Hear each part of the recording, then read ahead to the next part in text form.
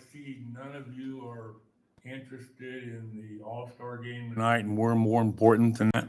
Thank you. Mary, will you call the order and roll call? Mr. Hayes. Here. Mr. Hunt. Here. Mr. Wright. Here. Mr. Wilkie. Here. Mrs. Harrington. Here. Thank you. Item B, would everybody please stand for the Pledge of Allegiance?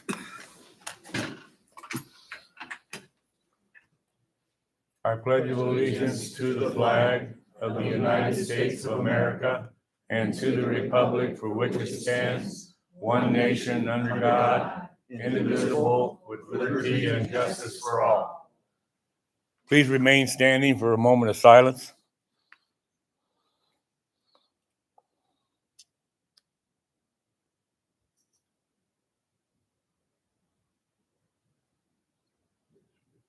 Thank you.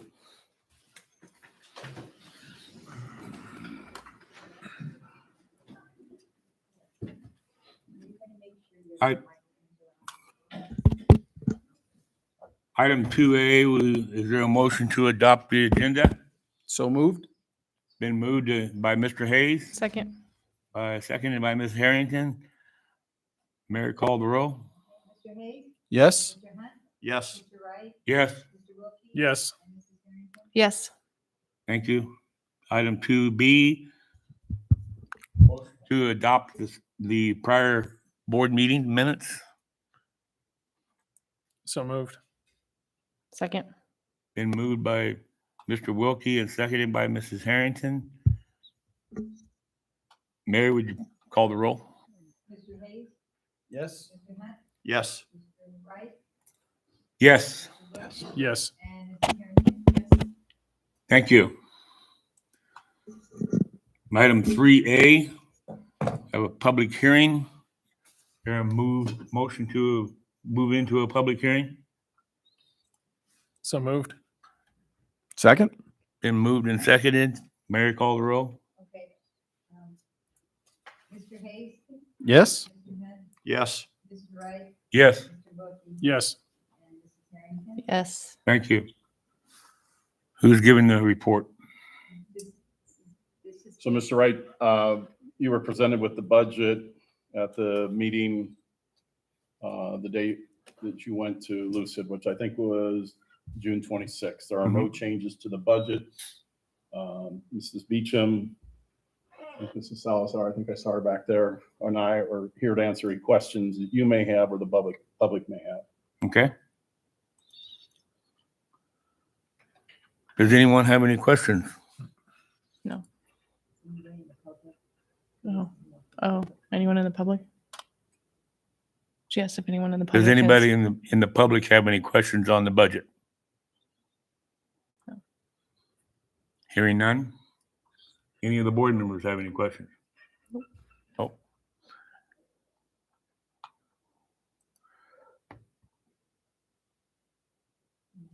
Is there a motion to approve? No, actually, It's just a we just closing. move out of public hearing and go to the next item right now. Okay. Is there a motion to move out of the public hearing? So moved. Second. Been moved and seconded. Mary, call the roll. Mr. Hayes. Yes. Mr. Hunt. Yes. Mr. Wright. Yes, Mr. Wilkie. Yes. And Mrs. Harrington. Yes. now I'll call for the question. To approve the budget? No, No, we're not yet. in the action item. Okay. This is just All right. the budget. Got it. Number 4A, employee recognitions. Mr. Wright, Lee Brown, who is our employee of the month, was not able to make it tonight, so we will invite her to the August meeting. So recommend that we postpone that to August. Okay. Thank you. 5A, the superintendent's report. Yes, sir. Well, first of all, welcome to everybody tonight. We're glad to see such a large crowd here tonight to have input on some important matters. My report tonight's pretty brief. I did want to recognize a couple former employees, Terry Fay, who was a math teacher in our high school for 35 years, who recently passed away.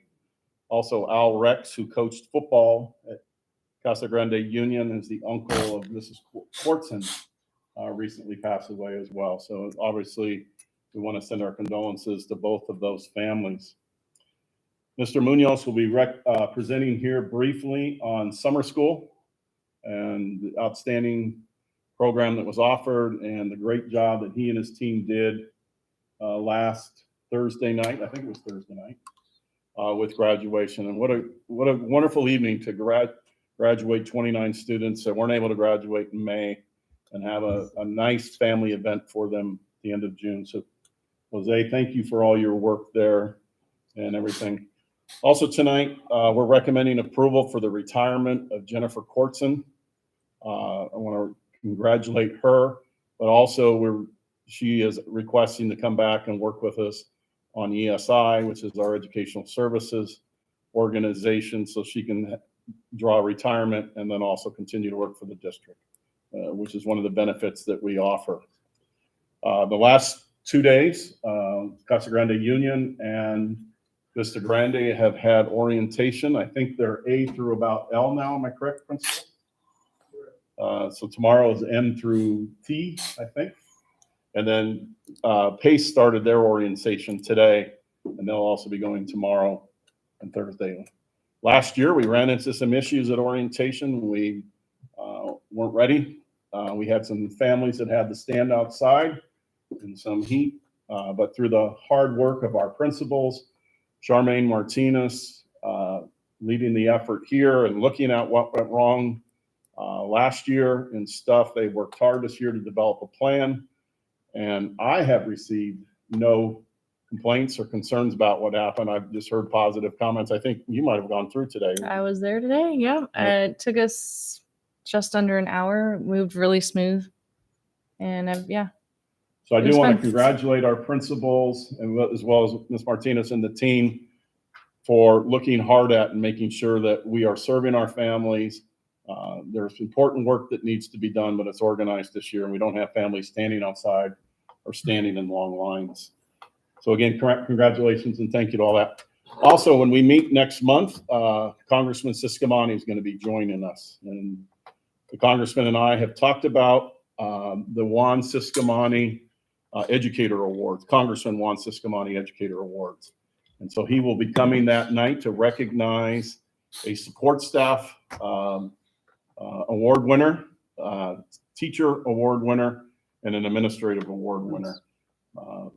Congressman Siscomani, education, both his parents worked in the school system. His dad was a bus driver. His mom worked in the cafeteria. And so that was the foundation plus his education. And he wants to recognize the hardworking educators that are out there. And so he's agreed to do a yearly award with us. And so he'll be at our next meeting. So we're excited to have Congressman Siscomani coming to us next month. And also we have our state representative, Teresa Martinez, here today, who is also our majority whip for the state. So we welcome you tonight, Representative Martinez as well. So that's all I have for my report tonight. Thank you, Mr. Lavender. Item 5B, we got a report on the grading committee and summer school preparation. Mr. Munoz? So again, Mr. Munoz was our summer school principal this year. And he is also chair of our grading committee. If you think back to last year, there were some challenges with the grading system that we had in place. There wasn't a lot of support for the system, and our teachers worked hard this year to develop a system that we believe better represents what we're trying to do educationally. So, Mr. Munoz, welcome tonight, and we're glad to see you. Thank you, President Wright, members of the board. Thank you. So I'm going to report back a little bit of what some of the work that the grading committee has done. We did have 2 meetings right before school went out to kind of talk about the way the year went and some recommendations that we're going to make to the principals going forward. So we're going to share that with you today. One, of course, we always keep in mind the mission of the school, which is to inspire excellence by providing globally competitive education, career opportunities for all of our students. On the committee serve teachers from both Vista Union and myself chaired the committee. And we did have other members that were invited. Some, of course, couldn't make it, but we had our teachers, we had a curriculum director, myself, and some people that weren't able to attend. The biggest categories that we talked about were the grading categories and weights. We talked about retakes and we talked about zeros.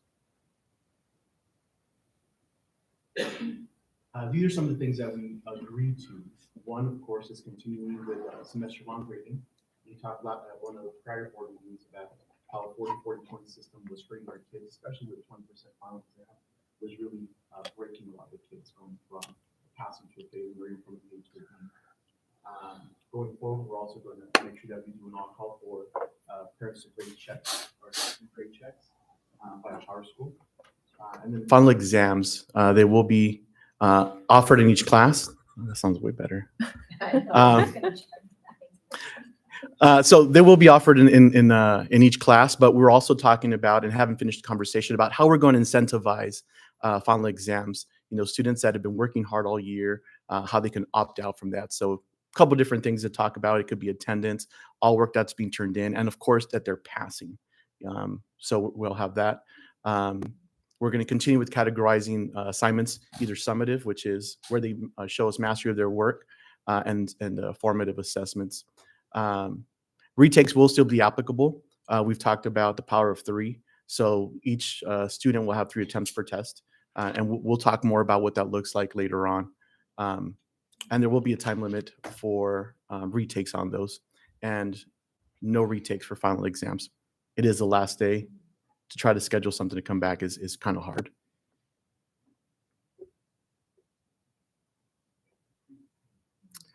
So talking about the grading scale, we had a no zero last year, so there's still more conversation about that. Of course, this is a very passionate topic to talk about. As we presented to the principals wanted to go back and talk to the grading committee. So there'll be more conversation about that in the next week so that we can iron out the details about our grading scale. So we want to make sure we achieve consensus. So we'll come back with the principals, we'll have a conversation, and we can report back what the finding or what the results of that have been.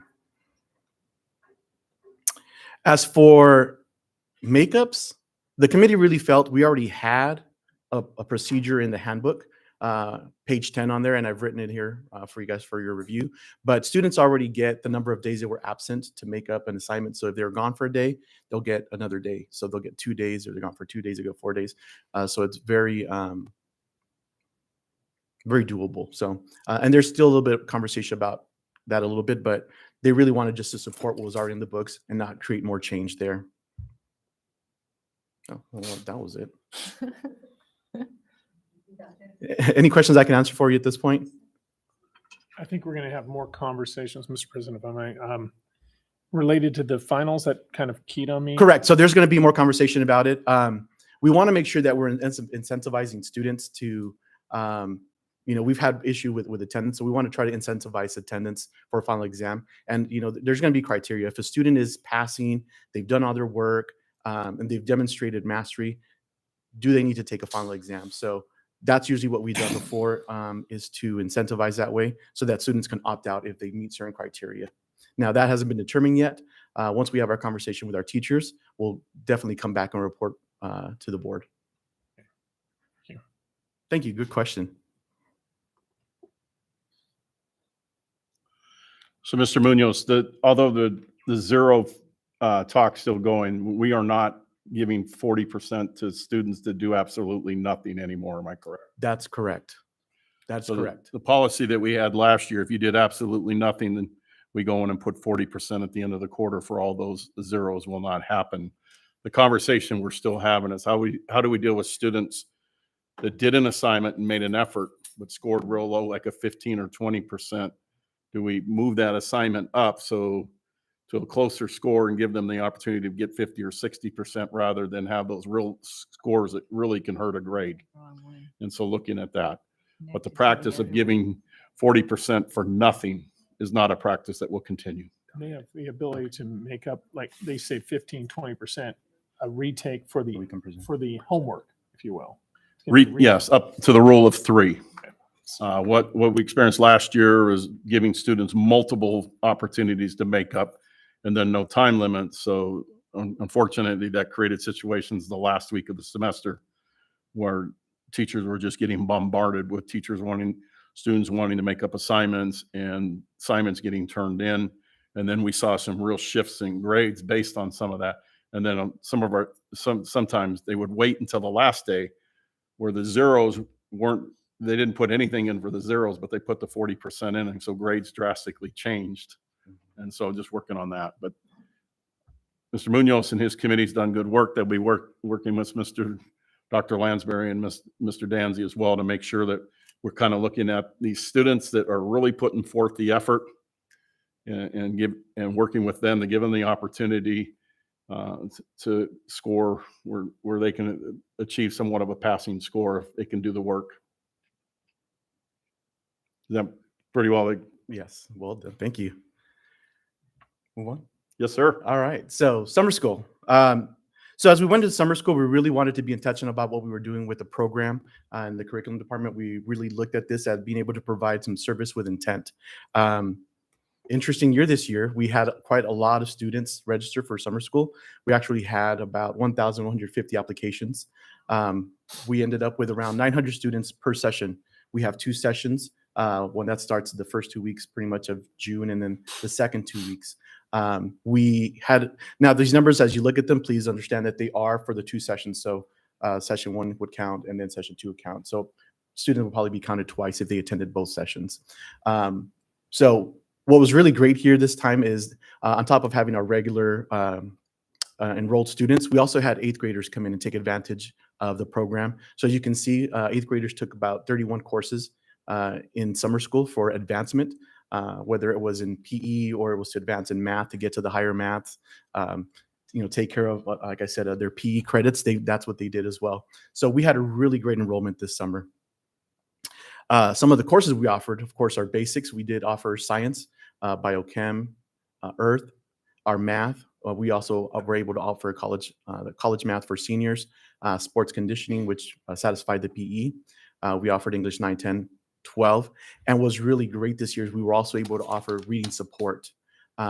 We did Spanish 1, 2, social studies, quite a few of those courses, and we did some electives, drama, health, and we were even able to create English and math courses for our exceptional students. So in total, we offered more than 52 courses this summer. Courses taken. So from all of our students, we approximately had 130 courses that were completed, and about 400 of those were simply for advancement. Kids wanted to get ahead. There was one scenario where a kid was not happy with their grade and they wanted some higher, so they did a grade replacement. And we had a great turnout. We had an 88.3% passing rate, which means 1,410 credits were earned this summer. So quite a big number. We were able to do that through staffing, of course. We had staff of 55 for summer school. This is not including the staff that already supports year-round, maintenance, the cafeteria, things like that. We had 36 teachers. 3 of them were out of district. We offered 1 extended school year, 1 homebound. We had 9 Inspiring Excellence coaches, or pairs, if you will, 5 security, 1 counselor, 2 administrators, plus 1. Shout out to Mr. Dylan Matthews back there that came on and helped us out as well. Special thanks as well to some of the admin that were on site as well, Mr. Danzy, for all the help, Mr. Hubbard and Ms. Spollinger stopping by and checking in. Really appreciate that. So thank you. Some of the services that we provided, as we said, we were trying to be very intentional. We did have a teacher doing homebound to comply with the 504, and we were able to provide compensatory services by extended school year to another student to comply with IEP. We also had EL support, so we had a teacher or one of the IECs that supports during the school year come to summer school and be able to help with our English language learners during the summer. We also did some modifications to the schedule so that we can provide hot breakfast and hot lunch. Thank you to our finance department for being able to provide that, which kids loved, being able to have a hot breakfast and a hot lunch. Hungry kids don't learn, so it was really nice to see and have that. We also were able to provide English and math ESS specific courses, and we also had 9 IECs, as I said, out in the other classes that weren't specific to support with those IEPs and help the students get the services that they needed. And again, this summer, we were also able to launch or to start our new Lexia program, which is the reading program they have. So we had the reading specialist on staff, and she was able to work with one-on-one with students, be able to pull them, help support them, not just one-on-one, but in the classroom as well, assisting them understand the content, explain how to complete assignments, and do some small group work, which we know is very beneficial for our students. So, okay. So as a result, we also did have some summer grads. We had 25 graduate this summer, and we had 15 of them participate in the ceremony, which, you know, most of you guys were there. It was a good time. Just some highlights from there. Thanks, Ms. Kortson, for taking some of these pictures. So there's our 15.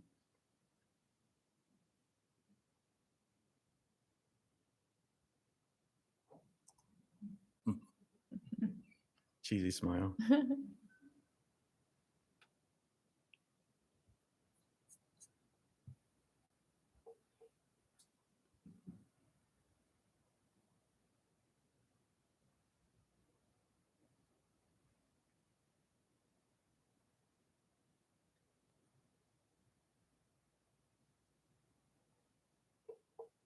I have to say, I really had a great time getting to know our parents as they came in and welcome them to the event. And as they left, you know, just really nice to get to know some of the parents that have entrusted their children to us.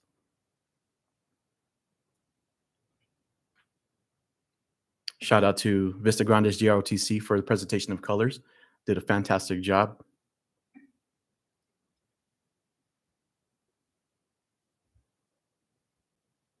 And of course, what's an event without food, right?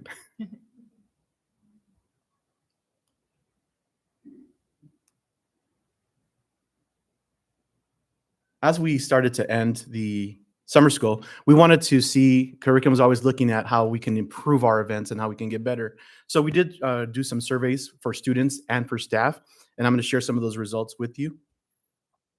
We asked our students 5 questions. One, the classroom instruction was interesting and engaging for students, and out of a 5-point scale, we got a 4.2. For students, I got the support I needed to understand the material. We received a 4.51. I got consistent feedback on my progress. We scored a 4.22 on a 5-point scale. I was able to collaborate with other students, of course, a learning area. Still a good score, but somewhere where we can improve is how we can get more collaboration, especially in such a short amount of time, 3.74. And of course, we asked, there was appropriate amount of time to learn the material. I was 4.57. So even though they were challenged, they still felt there was an adequate amount of time. We also surveyed our staff and asked them a few questions here. Number 1 is out of 7. I had sufficient information prior to summer school to help prepare, a 6.41 out of 7. I had the resources and materials I needed to help me be successful, a 4.5 out of 5. I had the support I needed with attendance and discipline, 4.86 out of 5. And the summer school schedule effectively met my needs and the needs of my students at a 4.77 out of 5. So, do we have some learning opportunities? Yes, we do. And we have some areas for growth. And that's what we're always trying to do is grow. We did have some free response questions. You know, what went well and was really nice to see. And if you've seen a word cloud, the biggest word is the word that was used the most. And what went well, students was at the center. You know, there's other great things that happened, but it was really nice to see that our teachers were focused on our students and what they were doing. And same goes for how can we improve? Everything, all the feedback we received was what was going well for students and what we can do even better for our students. So the focus always came back to our students. Thank you. Questions? Any questions? No, that's Great awesome. report, Yeah, Mr. thank you. Munoz. Thank you. Thank you Appreciate for it. taking care of summer school. Thank you. Got it. Thank you, Ms. Munoz.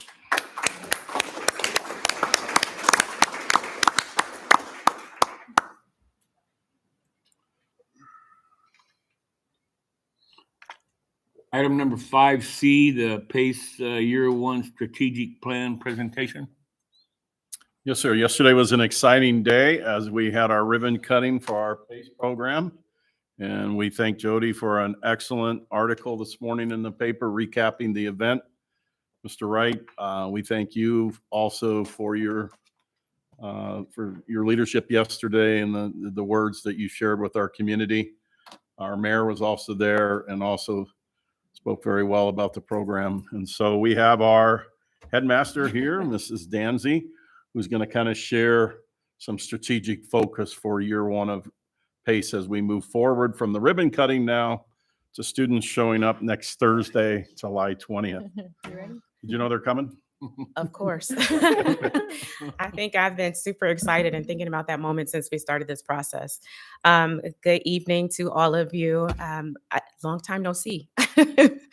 Thank you, by the way, for showing up and supporting our ribbon cutting and our open house. It was fantastic to have all of you there as a part of our ceremony. So thank you so much. So PACE is going to be entering our implementation year. Graduating from the planning year into implementation year. And so I present to you our strategic focus for this year, our priorities, what our goals are, and what we hope to accomplish. The first few things you've seen on a number of pieces of information and deliverables shared with you, along with our website, which is our mission and our vision. Of course, we're under the umbrella of the district mission and vision. We try to make sure that anything that we did in our design process was in support of that. And so you'll see everything that we have done and everything that we decide to do in the plans that we make do align with the goals, the strategic goals and the vision and the mission of the district. Values. So these values were developed. These are our core school values, and these are the things that you will see on the wall when you come into our space, and some of you have already seen those things.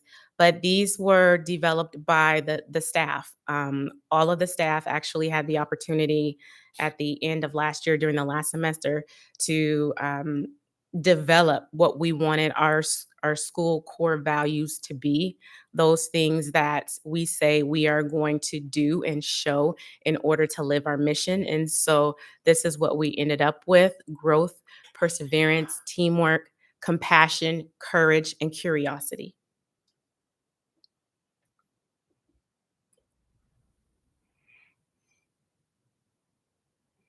So we have our priorities, which were part of the initial development of PACE. This is something that you are probably familiar with as well. This was one of the areas that was pretty much set initially when we started the planning process.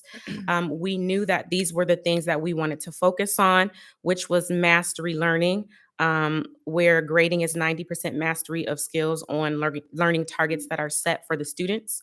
We wanted to make sure that we had engaging instruction, which includes let's see if I can say this correctly, STEAM courses connected to advanced technology. We wanted to make sure that we offered a very personalized and self-paced learning environment. We also want to incorporate post-secondary opportunities for our students, community connections, career and work readiness, and allow them the opportunity, as they have at the other campuses, for that seal of biliteracy attainment, along with providing a comprehensive learning approach that focuses on integrating those durable skills and mindfulness practices.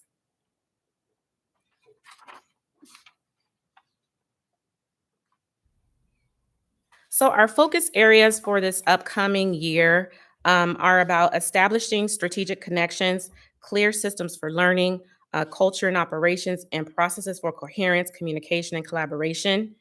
We are trying to put our design to the test this year to see exactly where we stand and what adjustments we must make. So we will adjust according to the outcomes and what we see as part of this plan. And they focus on the areas of student parent culture, academics, staff professional development, and finance and operations, not just finance, but operations as a whole. There is no one model, of course. The model is determined by the context of the school and the community. And so as we grow, so will our systems, so will our processes for collaboration and our processes for learning.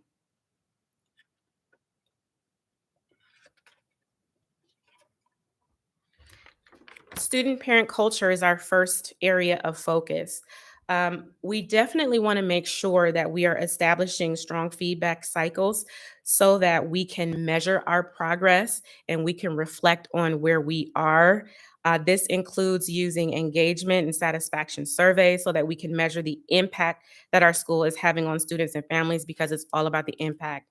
And we'll start that process immediately at the beginning of the year so we can have baseline information about how our students and how our families feel about school as they start with us, and then measure as we go on, giving them another opportunity to share how they feel about school now and to see it. And these are the types of surveys that we also used before we even started the school. When we were designing the school, it was getting information out there, asking for input, asking for opinions, and asking about the design of a school that the kids would desire to be at and a school that the parents wanted their kids to attend.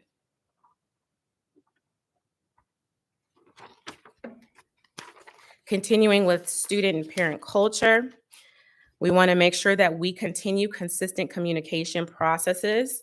When we were in the year for Innova as a school, we sent weekly newsletters without fail.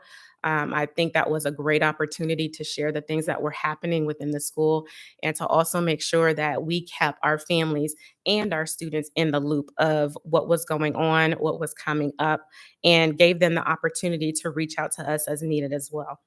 Parent Square, which is new this year. I've used it a couple times and my team has used it. It's worked pretty well, actually. And then school meet and greets and information sessions. I actually have 3 parents already who are volunteering and willing to be on our advisory committee, which is awesome. We want students to create strong, positive relationships with their advisors and their teacher advisors, that's what they're called, advisors, and their peers. We want them to have those strong relationships because those relationships foster motivation, and they foster a willingness for the student to remain aligned with our vision, to remain aligned with the mission, and to remain aligned with our values.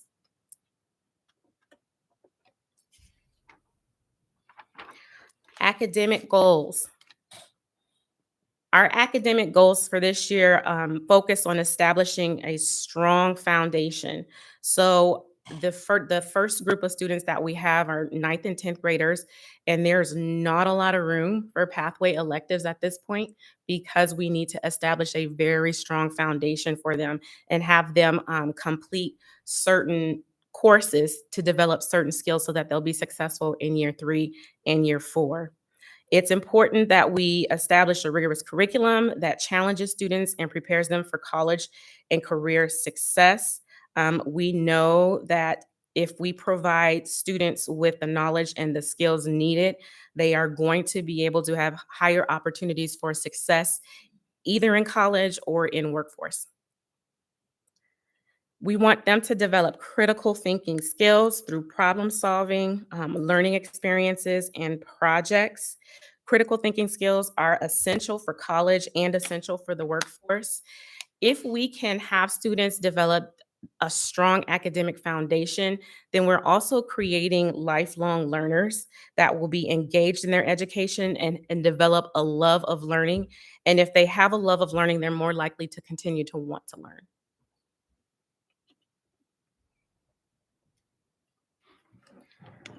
Staff professional development goals. The staff has been hard at work even before now. They had the opportunity this summer to attend a possible Futures Summer Institute, which was all about career exploration. Using our partner, the Center for the Future of Arizona, we were awarded a grant in order to allow them to attend this Summer Institute. And I got great feedback from the team about it and what they're learning. We also want to make sure that our teachers understand our format for how we are measuring students' growth and student learning. And a big part of that is a part of our priorities, which is competency-based learning. And so the staff, they have been, starting actually from last semester all the way up until this semester, learning about creating competency roadmaps that align to our content standards, because content standards are the requirement of the state. They're also learning about post-secondary planning and ECAP for advisory sessions, because our teacher advisors are going to be very closely working with the students on their plans, the development and the creation of plans for secondary success. Normally, a lot of that is done by the counselor or the success coach. In this stance, we want to make sure that our advisors clearly understand what those are for students and how it works, because they have so much influence on supporting the students' career path that they choose when they get to year 3 and year 4. Our staff will be working on designing performance-based assessments and skills-based learning experiences. A lot of our students are hands-on learners, and so it's going to be very important for us to create those opportunities for them to show us what they know, and to create projects where we make connections between the content and it makes sense to them, and everything is not done in a silo. We want our staff to use a lot of reflection with the data that we'll have. We'll have a ton of data from the data dashboards that we're incorporating this year. And the point behind including those dashboards was that they specifically align with our instructional practice and the way that we want to support the students. And so, to help make it easy for the parents to understand the information, for the students to understand the information, and for our staff to know what to do with it, we really had to have platforms that clearly and easily allowed us to see what those outcomes are. And then, of course, you hear me say this all the time, we want to develop a strong, positive school culture. If we have that positive school culture, we know that our students are going to be more successful. We know that we are going to be able to embrace the culture of risk and have them try different things that maybe they wouldn't try if they didn't have those strong positive relationships. But we also want to make sure that our teachers feel supported and our teachers feel valued and they're not burned out. And so we have a team model format where our teachers work together, because we want them to be able to distribute the expertise and not feel like you have to know everything about every student at all times. And we know that I have someone as a teammate that I can go to who knows about this student as well as me. It's more than one person.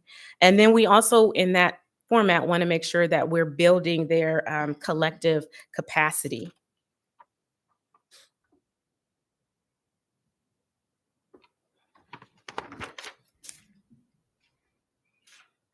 The finance goal. So we know this is a brand new school, of course, and there are many, many resources and supplies that are needed, especially for what we're trying to do in the technology, and it's not a cheap thing. But we also know that we are a brand new school, and we will not reach our net positive until we have at least 500 students. And so, to continue to make financially responsible decisions, we have partnered with a third party who is well versed in our work-based learning and career pathway structures to assist us in locating the appropriate organizations for alternate funding in the form of grants. This person is a specialist in this area. She's been able to gain about 1.7 million in grants. Her expertise is CTE, workforce development, systems and processes. So she brings a wealth of knowledge to support not only with this aspect, but even with our work-based learning format and what that looks like, because she did that same thing. She opened a school with work-based learning. And so she's already tried certain things and found the error in certain ways and is able to share that with me also, which I'm very appreciative of. We have also applied for the launching grant from New Schools. That was a process where it was the original grant. New Schools was the company that gave us the original planning grant, but we were required to prove that we were pretty much worthy of the launching grant for the next 3 years. And so you had to do a 60 to 90-minute presentation. There was a team of about 6 6 people watching that presentation. After you present it, they ask you questions related to every aspect of school function and what your plans were, and how sustainable it was moving forward. They wanted to know about the school motto. You had to present supplemental information that demonstrates your readiness. They wanted to see innovation and high performance expectations. And they needed to know that you were going to be ready to go when you say you were ready to go. And so I'm happy to report that they approved us for a $500,000 grant to launch PACE. Yay.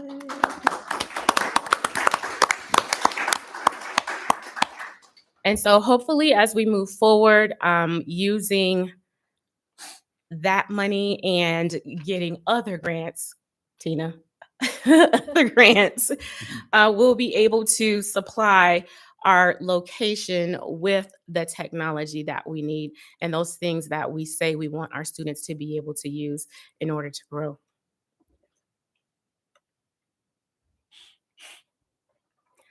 Hiring. So the goal is to continue to make sure that we understand who our staff needs to be, what skills they need to have, and how they're going to work together as a team.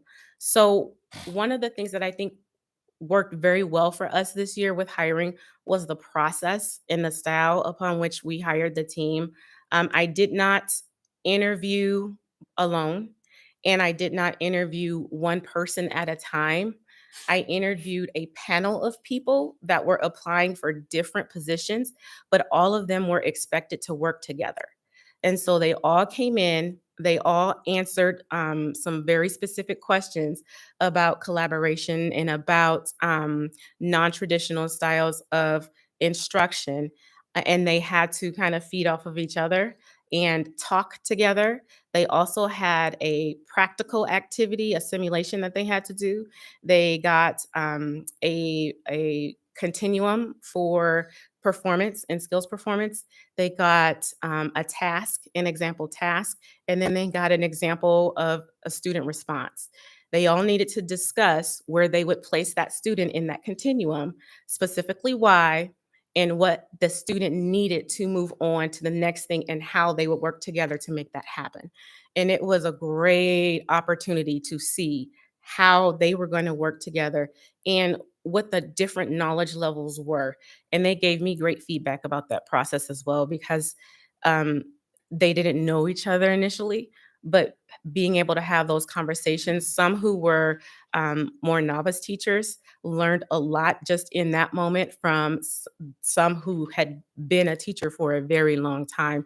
And they took away certain things that maybe they wouldn't have had the opportunity to take away in just a one-to-one interview. Building. So there are definitely going to be complexities that come up in how we function within our space, in our building. We know that this initial phase 1 space was built for 125 students. The goal right now is to see if the design of how we want the students to meet and work together and work with their advisors is conducive to daily learning. One of my biggest concerns was always sound and, losing focus. And I think the team did a great job with incorporating those concerns and creating some really strong barriers for sound so that our kids can focus within the space that they're in. And that is it. That's our focus for this year. Thank you, Crystal. Yeah, You got a question? Oh, no, I just was saying good job. Thanks. I have some questions. Yes. Go ahead. Crystal, can you hear me? Yes, I can hear you. I don't think you have to put It's on all the time. it's already on. As long as the lights on. Yeah. Okay. I'm excited about this new project. I think it has a lot of possibility of doing great things for our students. But I will tell you, I have some concerns. Some of those are just the same as your concerns are. But some of my concerns have to do with what you presented here tonight. Mhm. And the first question I have is I'd like to have a real clear-cut understanding of what you consider equitable learning? Giving students what they need to succeed no matter who they are. Explain that to me. So if I have a student who is not performing at the same level, the same baseline expected level as someone else within that class or that space, I need to make sure that I give them the supports that move them up to that baseline performance. It may not be the same thing as the person who's already performing at that level, and it may not be the same thing as someone who's performing above that level, but it's what they need to get them to where they need to be and where we expect them to be. Okay. Last week, I read a newspaper article that concerned me because I asked the question. I think I asked a number of questions, but they had to do with some, for a lack of better wording. It may not be the best wording, but it's the wording that I think all people here understand. Mhm. And that's a woke agenda. That we would not be including SEL, DEI, or any of those other three-letter words in the process of this new adventure. Right. And I wake up, I see this article in the paper that specifically says that the SEL, social learning, is going to be included in this. And I have concerns about that simply because it was my understanding that we weren't going to be moving in that direction. We were going to stay away from it. So I don't remember saying SEL specifically. I said learning is a social experience. Learning is a social experience. And I am obligated by board policy, and board policy says we must provide instruction for students in academics, in their social lives, with their emotional learning. It's in our board policy. Now, I'm not saying that you specifically said that. I'm saying that that's what the article in the paper said. And when we were talking about PACE in the very beginning, some of the questions I had involved those issues. And so I specifically asked myself, I asked if those were going to be included and that method of teaching was going to be included. And then at a later time, I received some information that was full of some issues that I personally feel that are not appropriate to be dealing with in school in relationship to making people victims. So I had questions about that and concerns about that. Is this something related to the interview that you're speaking of, something that I shared? Because I did not say social emotional learning. No, I asked the questions so that I could understand whether that was going to be a part of the curriculum. And the reason I asked that question is because I had received some information from somebody from the staff. I don't remember exactly who it was that was sent out, Regarding PACE. regarding PACE. Yeah. And It was- something that we're implementing. It looked like it was a part of the Oh, implementation. so it looked like, okay. Yeah, the appearance was because it came with a packet of information that talked about PACE. Mhm. And then this was an extra bit of information that talked about the learning experience. And Mhm. it talked about how they would go about doing that. I was told that none of that we received was going to be implemented in the school curriculum. And so when I open up the paper and I see an article that specifically says that there's going to be that, and that's something that's going to be implemented, then I have concerns, to be frank with you. But like I said, I'm excited Mhm. and I'm very much in favor of the direction that PACE is going to go. I think it's very well received. I think it's something that our students need, and I think it's going to have tremendous benefit, not only to them, but the community. But the method of delivery is where I have some of my concerns, only because of what I've seen. Mr. My method of my method of delivery has not changed from what we discussed. There is no new format, no new systems. I haven't shared anything new with anyone. Everything that's been shared with you is exactly what is happening. Can I ask a question?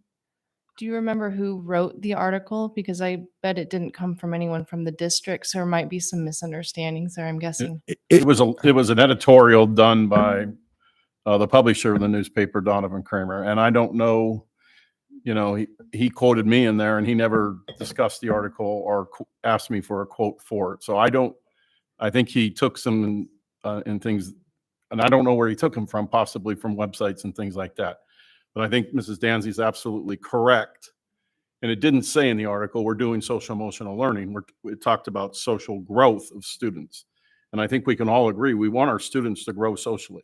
Yes, I agree. And that was the term that I believe, I don't have the article in front of me right now, but the editorial, I believe that was the term that was used, not social emotional learning, not critical race theory, anything like that. I believe it was social growth, but I don't have it in front of me. So, and I'm not, have you even seen the? No, I didn't even know it existed. I think it's clear. I'm a big fan of PACE, and I look Thank forward, you. I think we all are, in the opportunity for really expanding the possibilities for our students.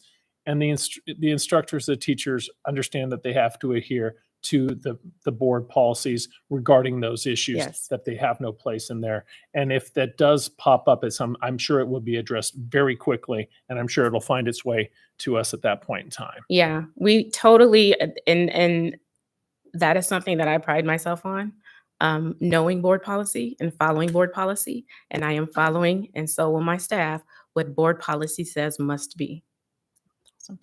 Thank you, Just Crystal. one Okay, quick thank you. question. The third party, who is it and how'd you get connected with them? Yes, her name is Carmen Gaines, and she works for a consulting firm. I can give you her resume if you'd like to see it. Where's she located? She is stationed out of Michigan currently, but her consulting company is located in Ohio, if I'm not mistaken. Okay. Yes, If you could forward that to us, we'd like to see that. absolutely. And is Thank you. this grant writer, is that what we're talking about here? Yes. And so she gets paid from the grant. We don't have to necessarily pay We her. is pay that- nothing. yeah. It was a part of the planning grant. Yeah. So for the work that she's doing, we're not responsible financially. Although as someone who's a Buckeye, I have a hard time grasping someone who can operate in Michigan and Ohio and still be okay. Yeah, she's pretty good. Miss Thank Danzy, you. great presentation. When can this board and the public expect a first detailed report going into this semester? It depends on what details you're looking for. So the goal is to establish the culture of the school and the culture of learning, and that is definitely going to take some time. We have to set the foundation for many things and then get feedback. We need a specific amount of time where the feedback that we get is going to be valid and is going to truly show what's happening. So I maybe midway or toward the end of the first quarter. October, November Yes. sometime? Okay, hmm okay. We look forward to that. I look forward to bringing it to you. Okay. Chuck, I had one more question. Steve?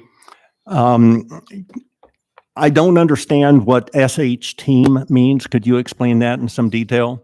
So you usually hear STEM, science, technology, engineering, mathematics. STEAM is just science, humanities, technology, engineering, arts, and mathematics. So it's pretty much encompassing everything that students study in school. Thank you. And so I want to thank Mrs. Dancy for preparing this report. So you really had a good idea of where the program's going to start on next Thursday. Congratulate her for all her hard work and bringing in $500,000 to our school district and the support there.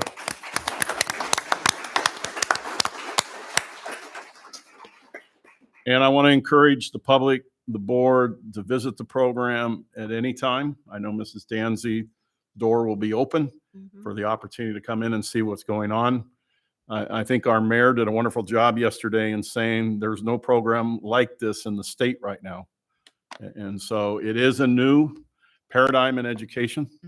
And it's going to meet the needs of some students that may not have had their needs met at Vista, Union, or other schools as well. And that's one thing we know is not all students learn the same way. And so finding and continuing to be innovative and finding opportunities for all students to be successful. And so thank you Thank you. for all your work, and I'll be more than happy. And I will be providing updates with part of our weekly reports and working with Ms. Danzy to keep you up to date on important things as well. So Thank you very Okay. much. Thank you. Thank you.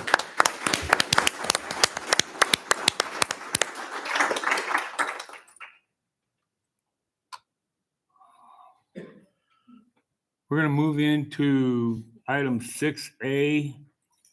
Mr. Hayes, will you read the public content paragraph? Request to speak to the governing board pursuant to ARS 38-431.02.h. The board may make an open call to the public during a public meeting, subject to reasonable time, place, and manner restrictions to allow individuals to address the public body on any issue within the jurisdiction of the public body.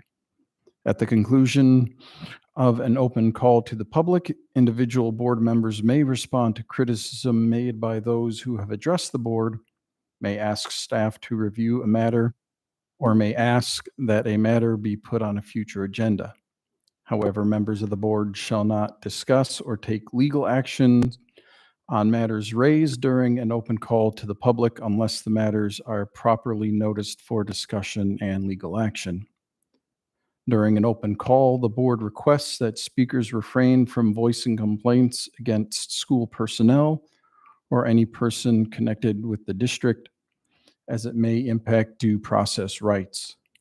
Policies KE, KEB, and KED are provided by the board for disposition of legitimate complaints, including those involving individuals. Thank you, Mr. Hayes. We have about 16 called to the public. 14 of those deal with item 7D, which is the curriculum.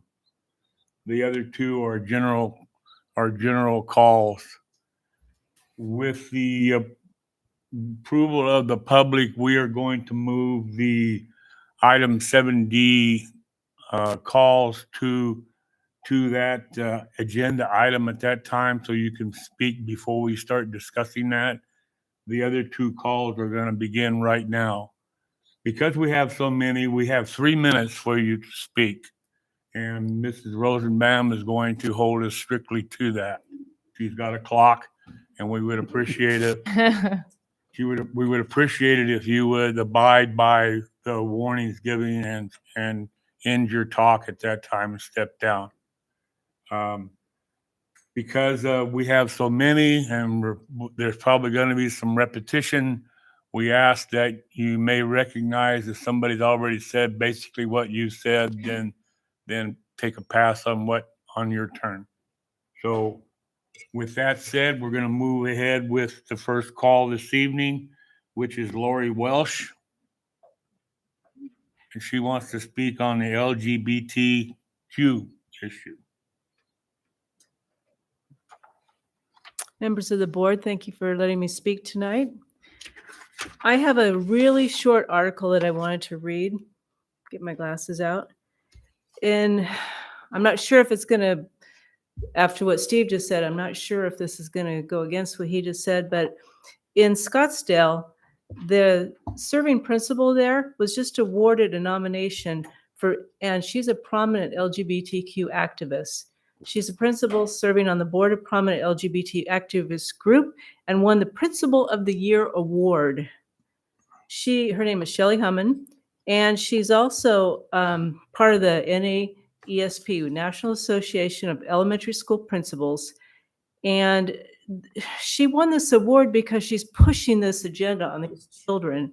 And I strongly object to that. This is my only opinion, by the way. I'm not speaking for anybody else here. But what's going on, I'm hoping it's not going to happen here in this school district, but now we're giving awards to these people for poisoning the minds of these children. I don't understand this. It says that she gets to go to Washington, D.C. for formal recognition.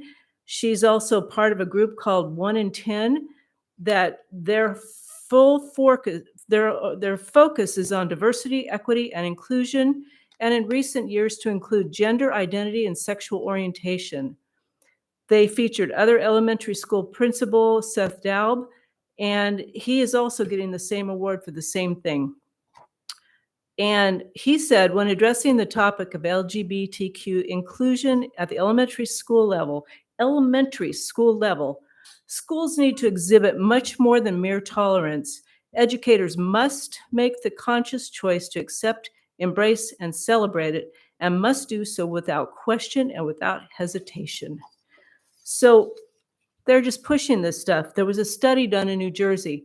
There's a 4,000% increase of these children who think that they're boys and girls and so on and so forth. God did not make mistakes. If you're born a boy, you're a boy. If you're born a girl, you're born a girl. And these schools are poisoning the minds of these kids and making them think that, oh, I can change my gender and I can do this and that. And now these boys are in schools, they're in these sports and everything else. And I can tell you, I have a great niece who's starting high school this month. And if you put boys in the locker room with her, you're going to lose a student right there. She will freak out. She will run out. She will never come back to school. She'll be homeschooled after that or whatever they're going to choose. But that's going to lose a lot of money for the school because I know the schools need that money. I'm all for whatever we have to do to make sure that the schools have all the money that they need. And I just hope that you don't let this stuff come into our schools. Thank you.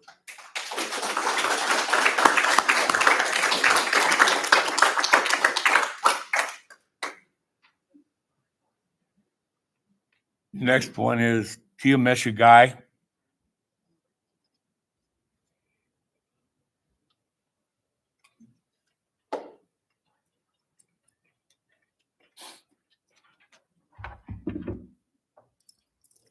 Evening. My name is Kaimi Shagai. Thank you for having me here. Good evening to everybody else. Okay, so what I wanted to bring up was the discussion about the potential for the implementation of new security on the campuses of Union and Vista Grande High School. Alrighty, so there were surveys that went out. 219 out of the 364 students are the ones who decided that they did not want the security measures to be implemented on their campus. I feel like that is where we need to keep our focus. I sent an email out. It says, regarding the implementation of potential security measures, as an individual well-trained and practiced in damage control, please seriously consider not adding metal detectors, warning of students, and backpack searches as a normalcy at Vista Grande High School. Damage control is not solely focused on the damage which has already occurred. Damage control is a preventative measure to minimize all possible future damage from occurring.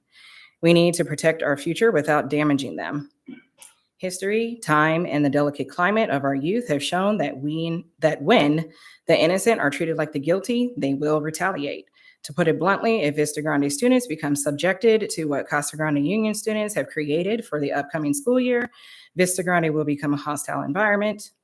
There are plenty of reports from high school districts in our state and across the nation documenting a rise in student violence and suicide due to such extreme implementations. Please reconsider not putting the metal detectors on Vista Grande's campus. It is well controlled. Please let's keep the strength of Vista Grande's community relations at the forefront. Positive morale and camaraderie have always been the best tactic to winning battles and the war with minimized casualties. I served in combat right after 9/11. I know what I'm talking about. It starts when they're children. So with that, I did receive responses, and my response was, I was at both of the town hall meetings, and the Casa Grande Union staff, students, and parents were highly upset with nothing but complaints at that meeting. At Vista, we had no complaints. Twice, the attendees were silent due to nothing needing to be discussed, and the superintendent had to ask if we didn't have any complaints, could we share what is going well? So the schools do not compare. My question was, what is the justification behind implementing on the same level when the public has already spoken? The public is the students. Does anyone on the board have children who attend these schools? Has the board truly decided to judge for the many because of the few? This is something that always happens. Solutions, because there needs to be solutions. Desert winds, and just fully implementing the rules and regulations that are already part of our board and the district. Thank you.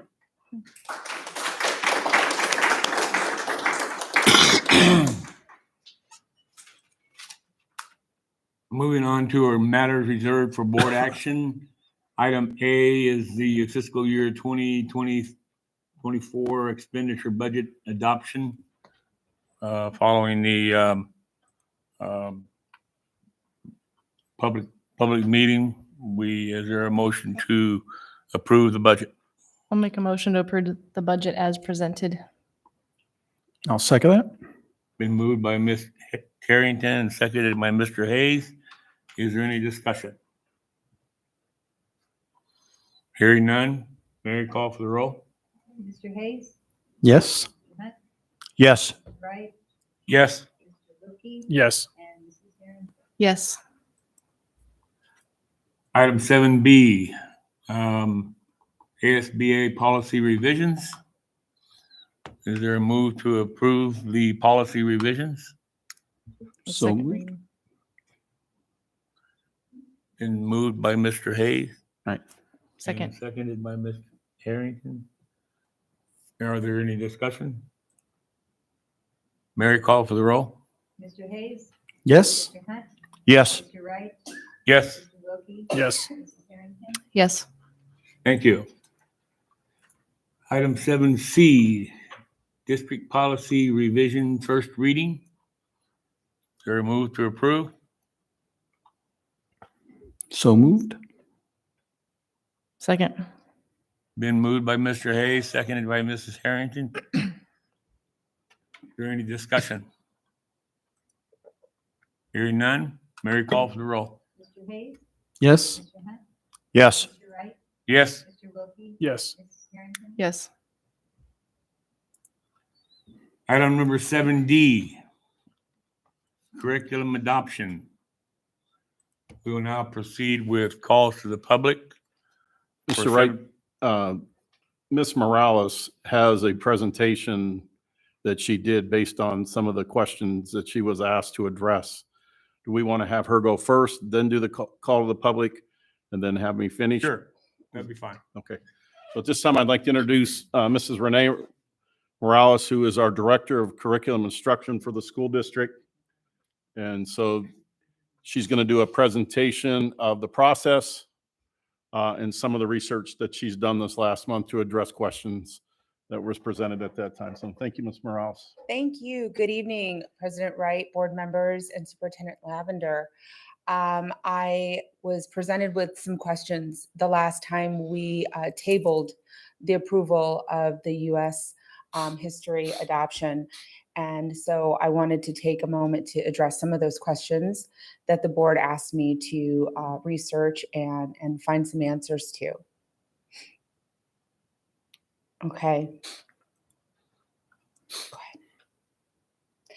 So I quickly want to just go over just the process, and then I'll walk you through how we arrived to kind of where we are tonight and looking at specifically the United States American history adoption for that specific core content.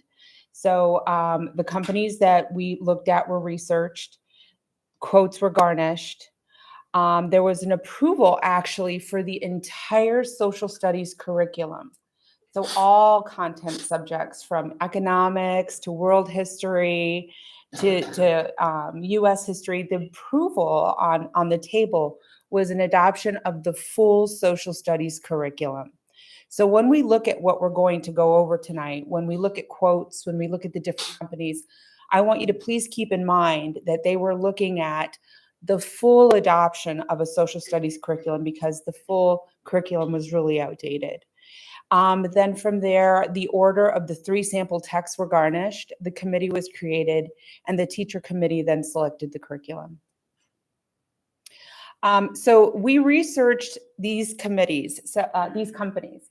So under the leadership of and direction of Dr. Johanna Even, the curriculum team was tasked with a curriculum review. So it wasn't just, and this was in the fall of 2022. So it was not just social studies that we were reviewing. We were reviewing Spanish, we were reviewing social studies, fashion design, and reading. Those were the content areas in which we needed to look at new curriculum.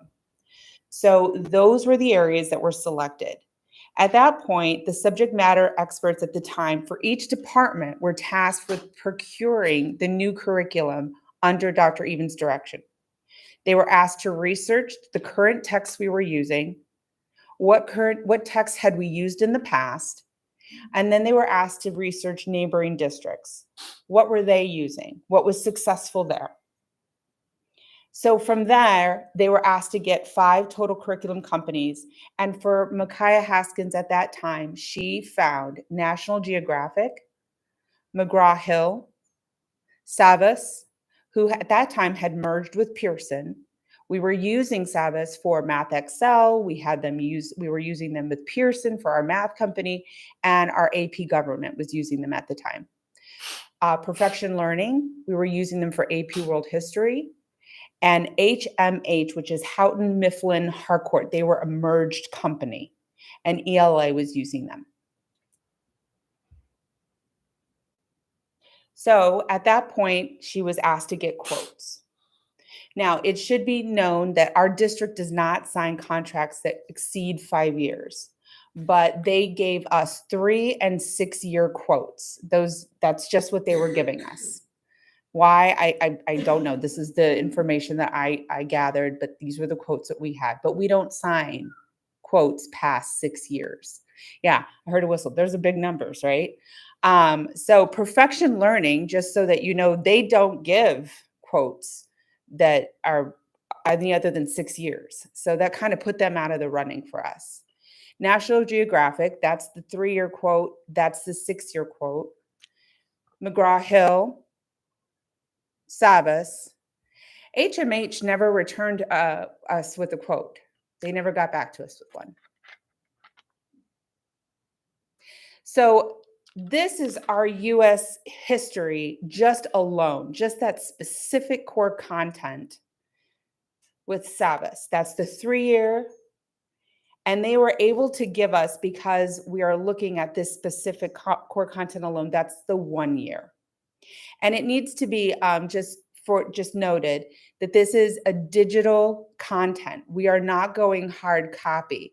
It doesn't make sense for us to go hard copy in the digital age. We're completely on Blackboard. The cost to refurbish hard copies with the way they get destroyed is astronomical. Okay. So how were these 3 finals chosen? Well, it was based on a couple things, and one of them was how recent the last updated version of their curriculum was. Because if we were going to go 3 to 5 years with them, we wanted the most updated versions of the curriculum. And so these 3, and the one that fell off was they didn't do anything less than 6 years, and then HMH didn't get back to us. And these 3 had the most updated curriculums. And then Dr. Strom and Dr. Even had approved, just keeping in mind, a full spectrum of social studies adoption. Then the process came to a halt. In January, the curriculum adoption for all, for Spanish, for fashion design, for reading, for social studies, came to a halt. Under the guidance of Dr. Matt Strom, all expenditures were stopped. There was a concern about the ability to meet the expenditure needs after the January events. In February, there was discussion about which curriculum would be approved. While fashion design absolutely had no curriculum at all, so we had to go forward with that. The reading curriculum was ending, so we needed a curriculum there. And Spanish did not have a continuum of curriculum, so we had to go forward with that. So when it came time to discuss social studies, it was approved to choose one area and one area only in social studies to buy curriculum. So what do we choose? Well, at that current time, we were going forward with the expansion of Modern Classroom. That meant Modern Classroom was moving into sophomore year. And we did not want to move into sophomore year with a new curriculum. So U.S. History was chosen as the 11th grade curriculum. So then a teacher committee was formed. And I'll just give you a minute to look at this committee. It's Nathan Sheeler, Jason Shear, Al Cruz, Ken Faulkner, and Quick, Scott Davis, Gretchen Plegencruel, which I sometimes can't say it right, Aaron Romero, Bob Peterson, Mabel Murillo, and Karina Mendoza. Many are here tonight. And I'll just give you a second to just look at what they teach. And some of them are, both department chairs were on that committee.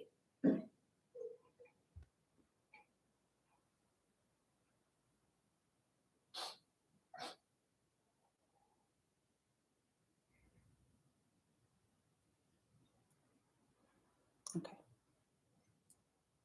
They reviewed the three. They spent time with the three.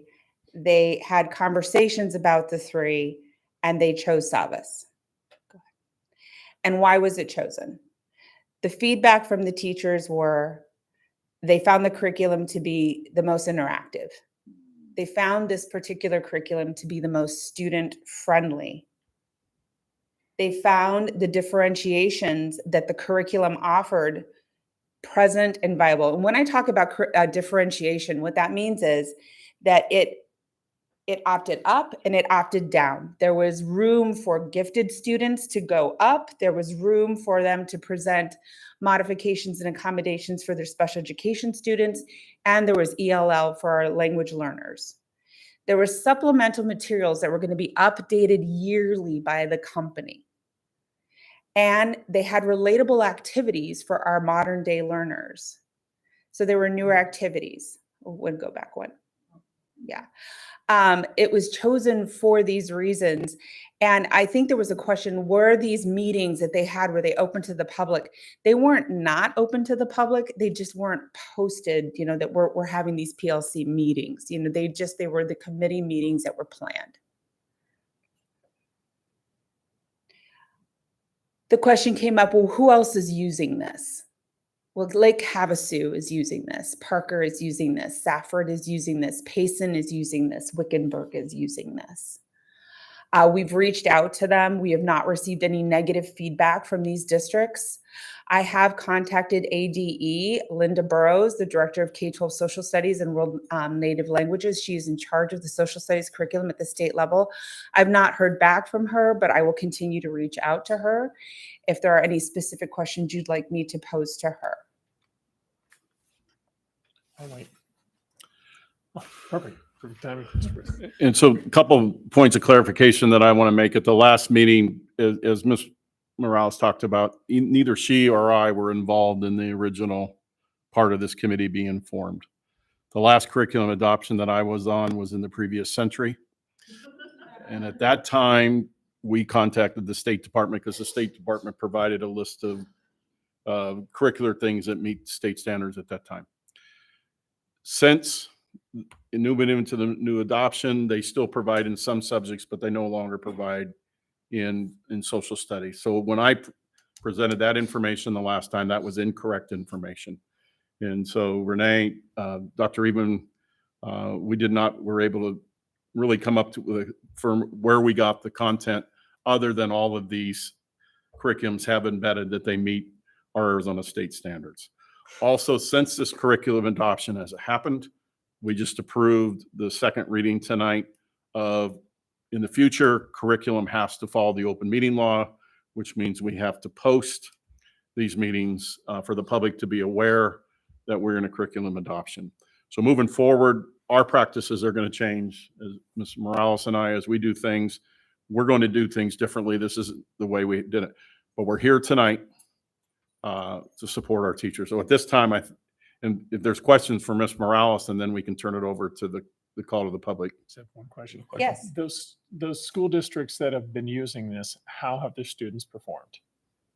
We have not gotten that exact data because some of them, because this particular adoption is in 2022, so it's relatively new.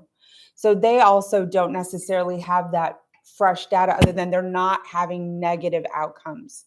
So we too are, they're like, how are you guys doing? I'm like, well, we're not there yet, but we are eager to hear how they're doing as well. Thank you. Questions for Ms. Morales? No. Thank you.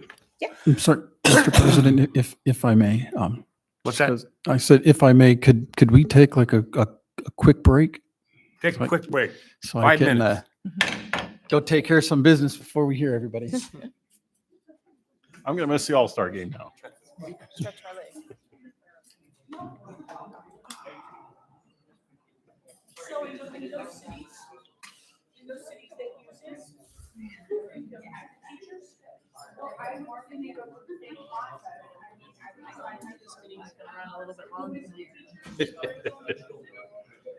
At soccer field right now. Like she gets done. I was supposed to pick her up. One of the board members of this. Yeah. I told her to walk here. Learning initiative. Mhm. Had some good stuff. Yes. They're mine. Race theory. I had this.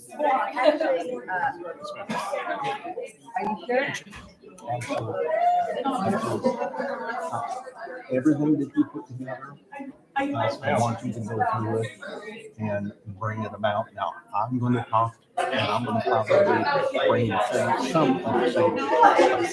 I'm going to go into a couple of other things. The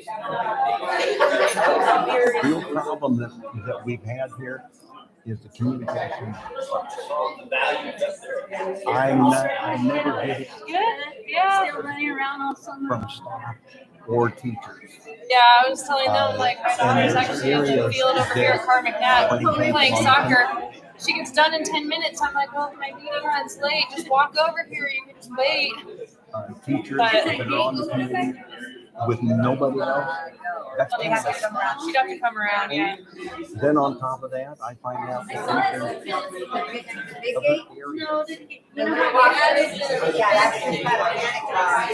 So it's got a lock on the other side.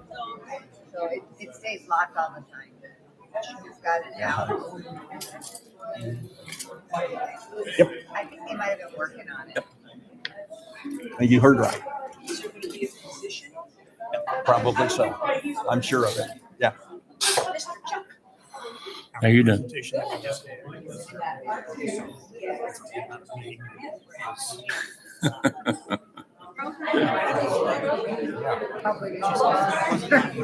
It's what? I said, one of these nights So the public wasn't. To me, Yeah. If the public doesn't know about it, I guess they come to something they don't Oh. know. I'm gonna be on the out here pretty quick, but yeah. Is that we should have stakeholders on the committee and not biased. So to me, that's a real issue. But yeah, I want you to go through that. No, that's all right. I got. All right. these are student ratings. It's not teacher ratings, and they're not status employee ratings. These are management students. Okay, that's even better. Yeah. 1 out of 5.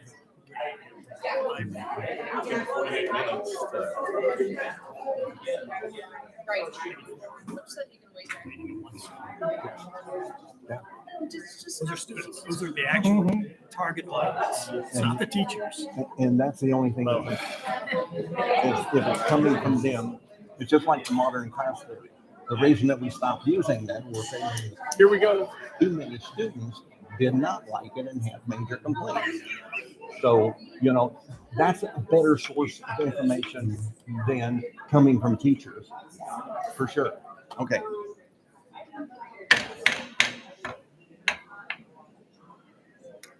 Let's take your seats. Please take your seats.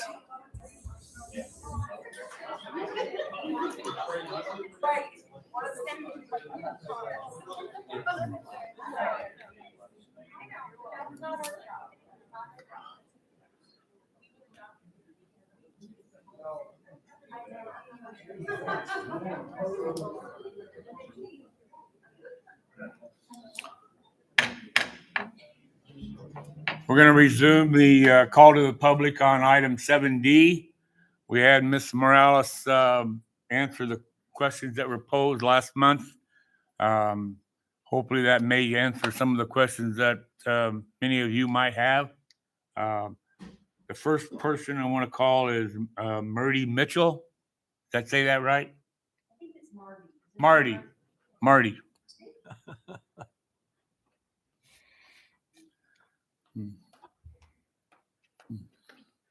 just want to first start off by thanking the board that I'm allowed to come up and state my opinion.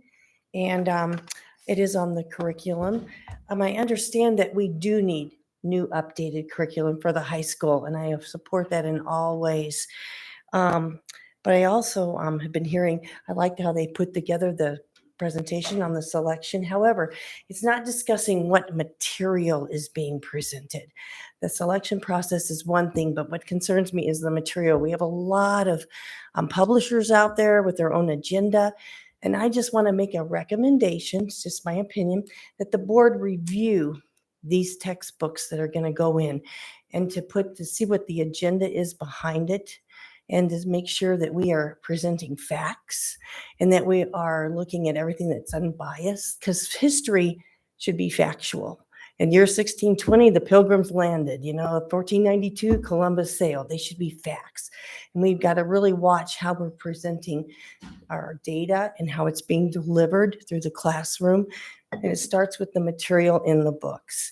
And I know that requires more effort on your part to review the book, but it sure would give us more of a buy-in that our students are not being compromised, the data is not being compromised, and we can feel that everything is being presented good. And that's what we all want to do. We want to just make sure everything is upfront and legitimate.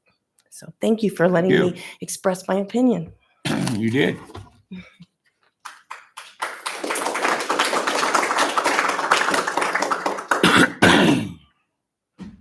The next one is Cindy Compton. Okay, thank you. The next one is Gretchen Plegencool.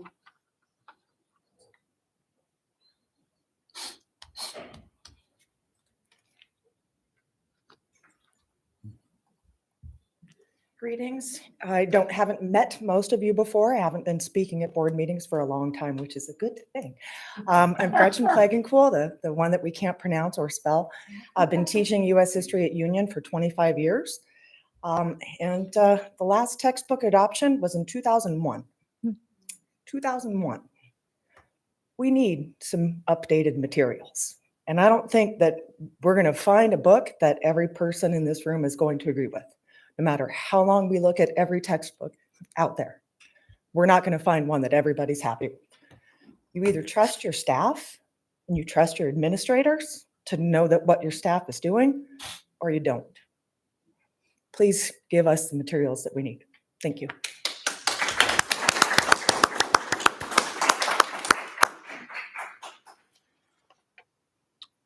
The next speaker is Kimberly Claridge.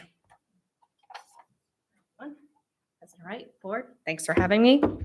Ready to start? Okay. First of all, I want to commend the staff on an excellent registration. My husband and daughter were in and out in 55 minutes and didn't have to stand in the heat. So thank you. It's a big improvement from last year.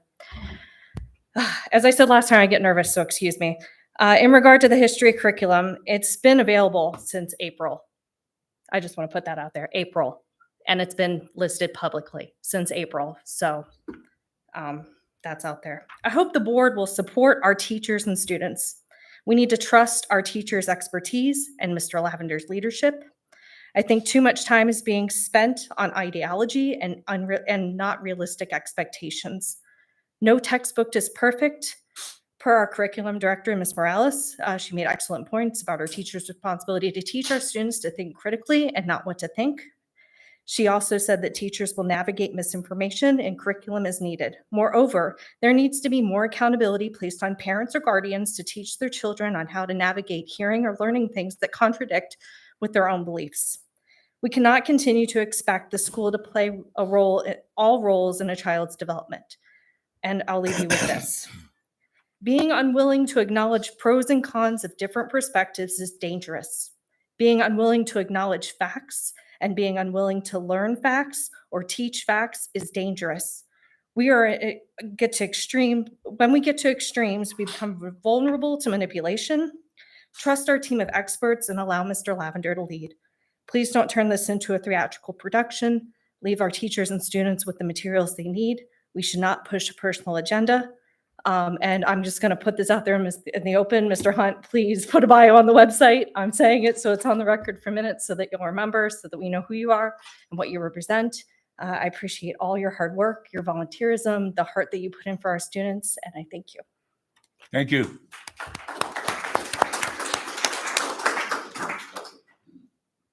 The next speaker is Meddy Crable.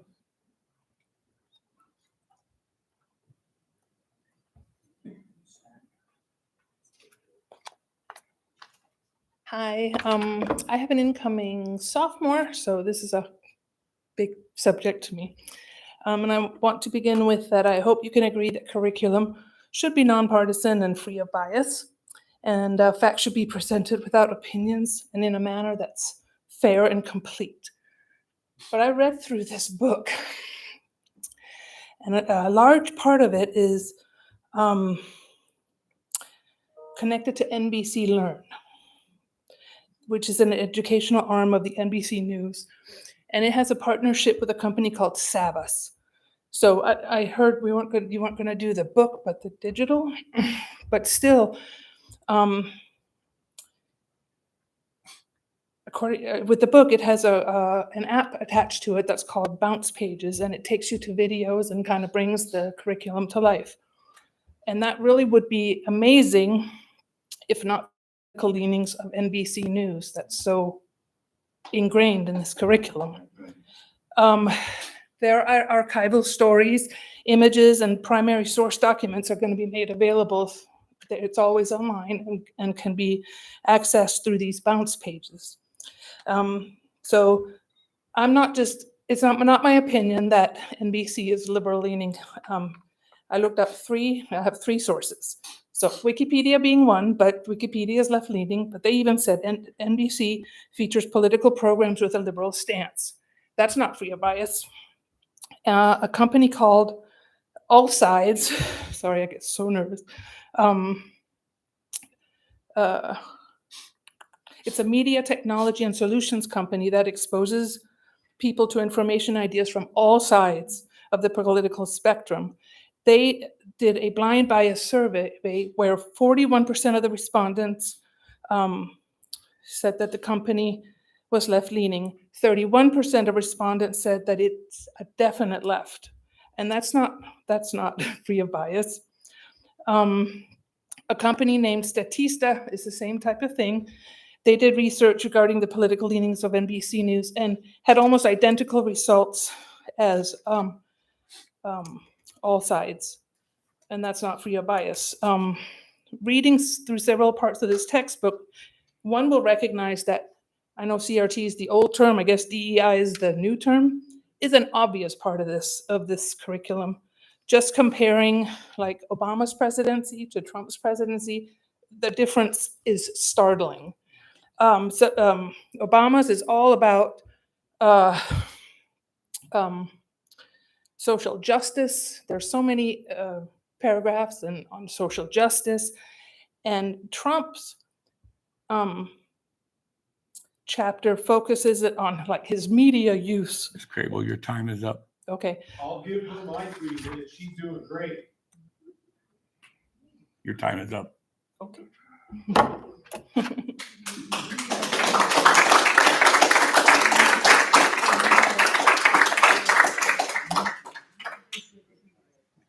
The next speaker is Mike Miller.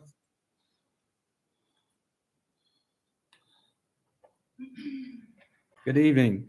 Thank you very much for this opportunity to speak. My name is Mike Miller. I'm a recent new resident here in your school district. And my original intention coming here tonight was to speak about things that I've heard in the community about the teaching materials here not being accurate. And I wanted to say, hey, I'm going to come around and talk to you people and introduce myself and kind of get involved because it worries me. So I'm sitting here tonight in the audience waiting to speak, and I hear someone start reading from a book that's my understanding is a history book that's going to be used here. And they mentioned the name Michael Brown. And I am a 31-year retired law enforcement officer from the metropolitan St. Louis area. And I heard what he was reading from that book. and it was a totally inaccurate representation of what happened in that incident. And if you don't believe me, you can go online. The last time I checked, it was still there. The entire grand jury testimony in that case where a policeman killed a citizen, shot a citizen to death. The grand jury testimony is online. You can go on there and read it, and you will see what the truth is. And what's being taught from that book, as I heard, I have not read it myself, but as I heard what was being read tonight is not true. And that's not something I would want my children learning. That's it. Thank you. Sir, you are referring to the hands up, don't shoot portion with Michael Brown with the police officer. Yes, sir. In Ferguson, Missouri. You are exactly correct. Thank you. Thank you.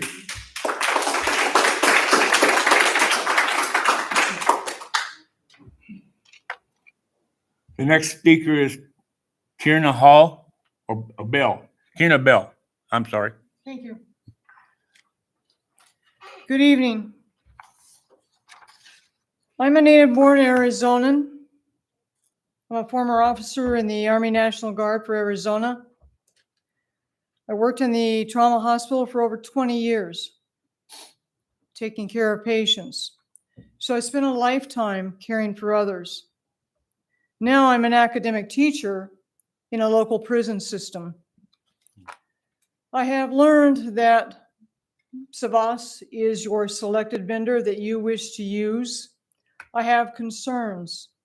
I actually teach social studies, reading language arts, and science.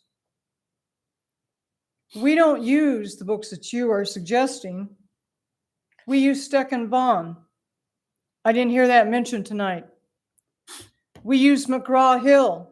I didn't hear that used tonight either. These books we have chosen because they provide a reasonably objective point of view.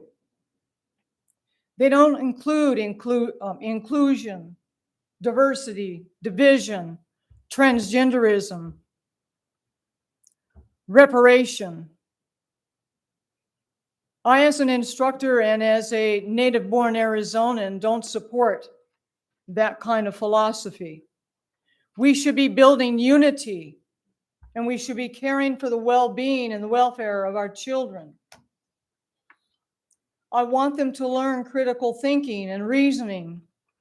I want them to be able to solve problems. I want them to be able to adapt to difficult situations, not run from them, not be told that they're a victim of their circumstances, not to be told that they're a victim of their situations. It seems that the educational system tends to promote favoritism, separatism. When will we support unity? I would like to see the board and the educational system in Arizona begin to be responsive to full transparency, full disclosure, integrity, doing what's right when no one is looking. We are here to care for our children in this community and throughout the state. Our ranking in academic performance, and while I applaud the idea of PACE in one aspect, that I definitely support individualized education where needed, I don't want us supporting the idea that. Your time is up, Mrs. Bell. Okay, thank you. Please do the correct action. Look at some other books. Let's bring in a positive curriculum. The next speaker is Lynn Popley. Okay, thank you. The next speaker is Ray Finney.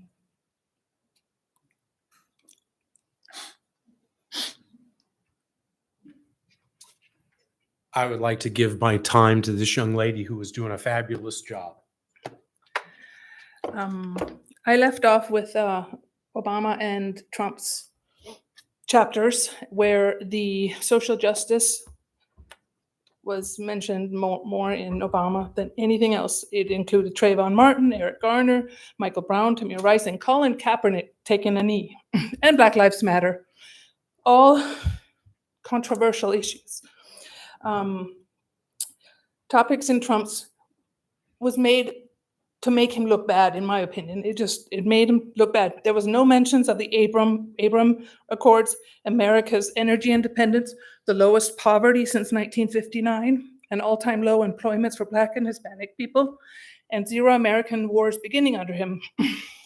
So none of that is unbiased. The second part of a valid textbook is fair and complete information.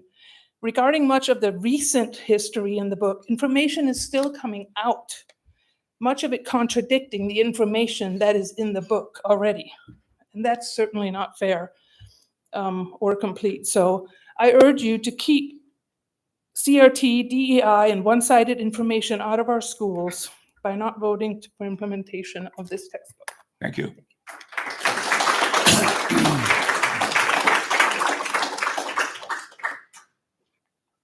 The next speaker is Ray Finney. That was him. Okay. My time to that young lady. Okay. Sorry about that. Boo Talks, you want to say something? I'm sure Luke. Bet on that.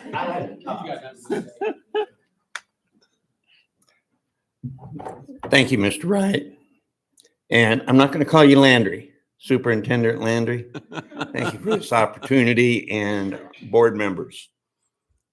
You know, I don't get up here unless I have a problem with something the majority of the time.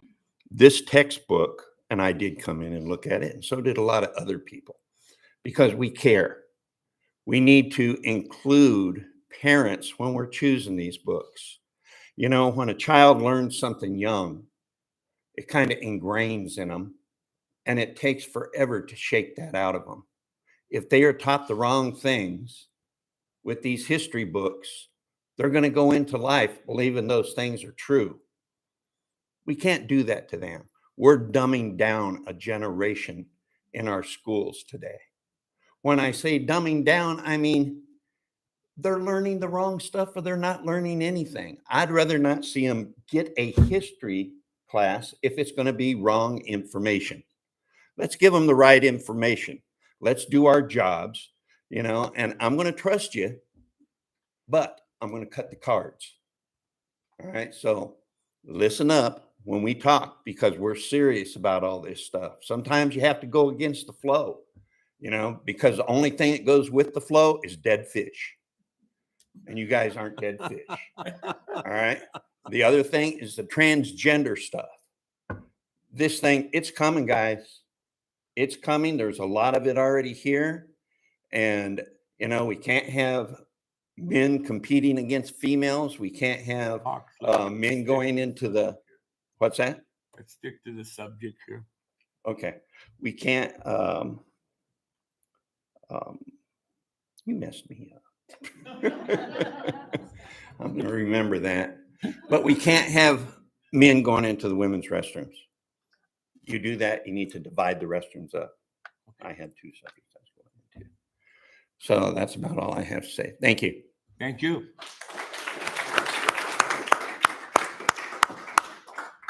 The next speaker is David Killebrew.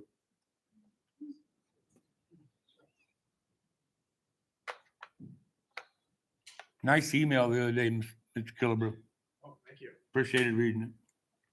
I hope I don't get too repetitive. My name is David Killebrew. I've lived in Arizona since 1973 and Casa Grande for the last 3 years. I'd like to thank the district staff for the prompt response to my request for information related to the proposed changes to the 11th grade American history curriculum, utilizing the Savvis Learning Company's educational tools and materials. I've reviewed the material. Most of the content of the proposed curriculum format is a straightforward presentation of the highlights of the history of our nation. Without going into detail about specifics of historic content, I'd like to explore the philosophy and worldview of the Savvis Learning Company. According to the Savvis website, quote, "We believe learning should inspire by combining new ideas, new ways of thinking, and new ways of interacting. We design next generation learning solutions that help prepare students to become global citizens in a more interconnected digital world."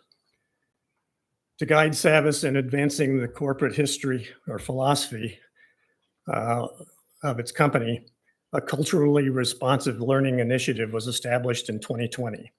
To facilitate the implementation of this initiative, an advisory board was appointed and is comprised of a virtual who's who of educational scholars, researchers, former teachers, and advocates of woke thought. In fact, critical race theory is listed in the bio of one of those board members. A quote, "Key part of Savvis CRL initiative is the creation of a scholarship program that annually is awarded to 5 Black and Brown students for a total of $50,000 each towards tuition for a 4-year college degree," end quote. Comparing these and other characteristics of culturally responsive learning, the initiative has many of the same components as critical race theory.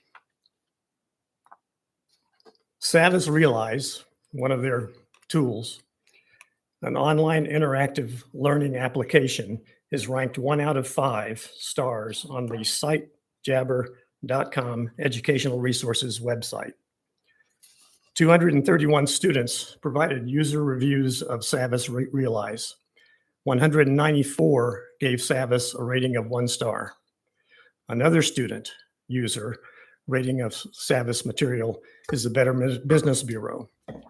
BBB also rates Savvis 1 out of 5. 10 students who commented gave it a rating of 1 star.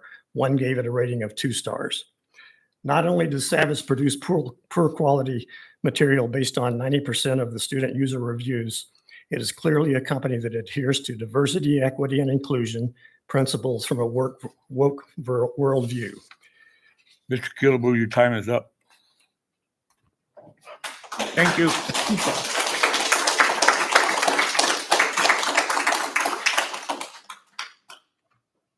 Nancy Hawkins. Nancy's a former board member and board president. And it feels very weird to be here talking to you, let me tell you. I'd much rather be over there, I think. Anyway, well, thank you, President Wright and members of the board and Superintendent Lavender. I am here obviously for the same reason. I did glance through the book and I stuck with the most recent because due to my age, that's what I remember. I noticed it refers to Black Lives Matter. That's one of the issues that it brings up. But it has one set of statistics, and that is only what initiated that Black Lives Matter. It didn't have any of the other statistics that led up to the statistics that they used, just one set of statistics. And there were no mentions of the counter movements because there was huge counter movements in All Lives Matter and Blue Lives Matter. And I think they involved as many people, but not as much money and media attention as the Black Lives Matter got. And then I looked up as far as who had funded that. And then it went to the open, let's see.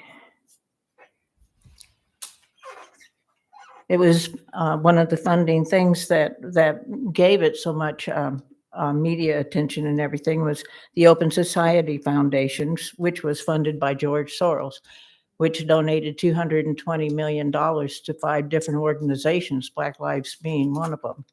I'm not discrediting Black Lives Matters, but it worries me that is mentioned, but nothing about All Lives Matter or nothing about the Blue Lives Matter. So I think they all deserve mention in the book, and the other 2 were not. And I also had a concern that all the learning videos were by NBC News, who is a program partner with the Constitutional Rights Foundation, which I did a little research on that also. On page 120, the Affordable Care Act has only one statistic And that is that 46 million people were without insurance. And then it had a paragraph saying that some people were concerned with the negative effect that it might have. There were many other statistics, but only one was given. 46 million people were without insurance. They were very, very subjective, I felt like, in reporting in the Portland riots. And I felt that they were very, also when they compared Trump with Obama, I noticed one thing that they talked about. There was nothing under Obama, but under Trump, they said that he separated About and 10 seconds. housed. My time's up? 10 seconds. Okay. And substandard housing, which Obama built, but that wasn't mentioned. So I think it wasn't fair and balanced, and I would hope that maybe you would look into some more curriculum and some other textbook on there, because history should be accurate.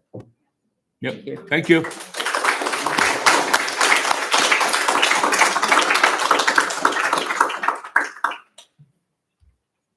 Noel Dell.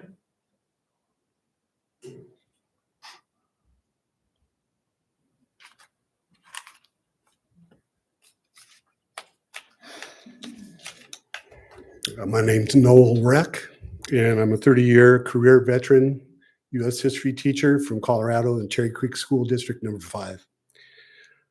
In regard to the curriculum and the CRT boogeyman, as a teacher, I took pride in talking about our country's greatness and looking at the beauty marks that this nation has, all the wonderful things that it's done. I also wanted my students to be upset at certain things as well. Not because of the color of their skin or any other kind of thing like that, but because they're Americans. And I think that's something that people sometimes don't understand. They look at children as if they are not equal with adults as being Americans. I wanted my kids to be upset about things as Americans. And as you look at this curriculum, and I haven't seen it, and I would certainly like to, and Mary, if I could call you and make an appointment to look at the curriculum, I'd sure like to do that. I'd just like to say that whatever is adopted, it's okay for students to be upset. We're not protecting them by hiding our history.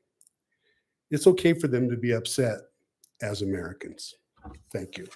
Thank you.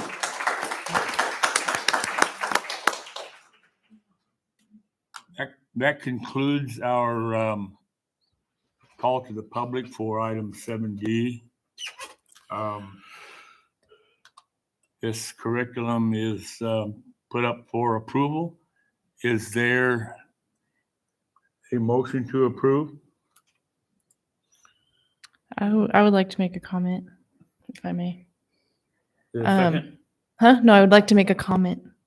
You can make a comment after you After? make a motion. Okay, I'll make a motion to approve the curriculum as presented. Okay. Is there a second? I'll second it. Been moved by Mrs. Harrington, seconded by Mr. Wilkie. Is there any discussion? Yes. I would just like to say that I've had the opportunity to speak with multiple teachers, staff, other people in the community, parents, regarding the curriculum and the need for new curriculum. There's teachers in our district panicking right now because they don't know what they're going to instruct their kids next week when they go to school. And I do realize that there's a lot of political uproar on this. I think the media is making more out of this than what the teachers in the classroom are doing. The teachers want to help the students. If they notice something that's amiss in here, surely they're going to bring it up and they're going to point out those differences. I think we need to trust our staff and our teachers and give them the tools. Mr. Wilkie. First, I want to recognize, I did have a chance to take a look at the history book. I'm undergraduate in history many, many moons ago. Is it 100% accurate? In my opinion, it's not. You're not going to find a history book that is 100% accurate. There's no such thing as having a history full of just facts. There's just no way of doing that. So I recognize there's some concerns with that, but I do want to echo what she said in the fact that, we have to have trust in our teachers. They commit, they don't do it for fame and fortune. I think we can all agree on that. And I do know that there's some pressure out there for some of them having more liberal leanings of this and all this. We can recognize that. But I think there was also a comment made. It's like, as parents, and I have a son who's going into 11th grade.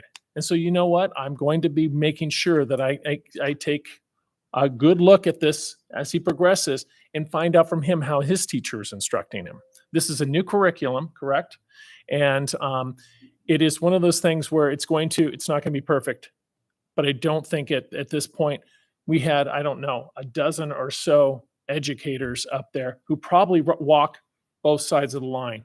I don't know their political affiliations and all that, but I bet because there were so many of them that they had that input in there. And so I'm sure that they didn't walk out of there going, you know what? Oh, this is beautiful. This is perfect. But they probably walked out of there with the three companies that were offered, and McGraw was one of them. And so I imagine it was reviewed. And there's other ones that just either didn't qualify because they just, for the financial reasons, or they just didn't respond. So I do have the same concerns related to some of those ideologies that are pushed in our educational system. I do. But I also believe that through our teachers and the administration and walking that fine line, it is against board policy, it's against state law, actually, to push that ideology. Is there going to be slip-ups? I hope not. But we are faced with going into a school year too without having a curriculum. And I did take a look at those, and I did thumb through the thing through Obama, 3 or 4 paragraphs, Trump, 3 or 4 paragraphs. It's not the complete picture. It's not the one sentence about, one stat. I'm hoping and I'm imploring our educators, our teachers, to go into those additional stats, to tell the bigger story, both sides of the story. Critical thinking is all about showing this side and that side. It's not promoting just this. That's not teaching. That's just preaching. We don't want preaching. We want teaching. We want to prepare our students to have that thing to go, okay, there's this facts. These are perceived facts. These are their side of the facts.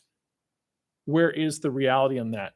History, the winners write history, right? That's what the history is all about. In the United States, we have a proud tradition of service.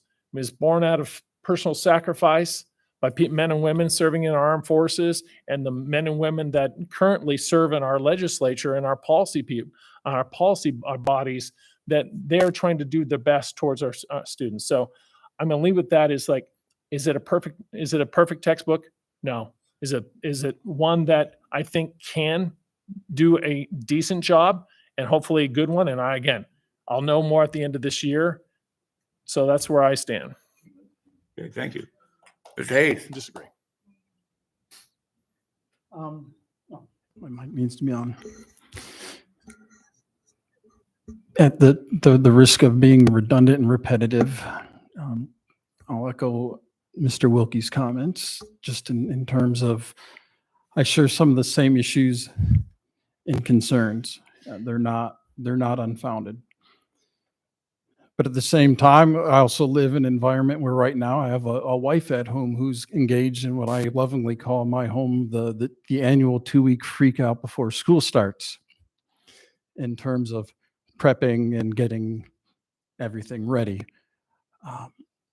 So I can see and have lived in both sides of it, in terms of as a parent, as a community member, as somebody who is married to a teacher.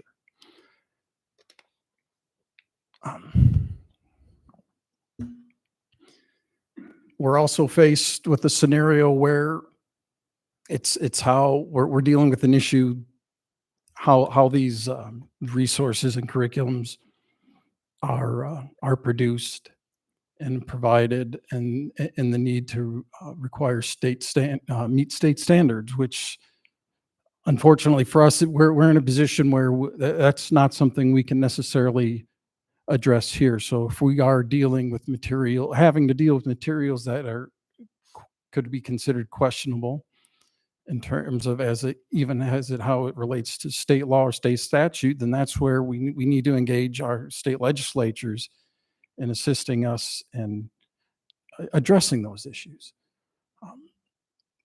But then I'll also go back to the trust aspect that Mr. Wilkie already brought up.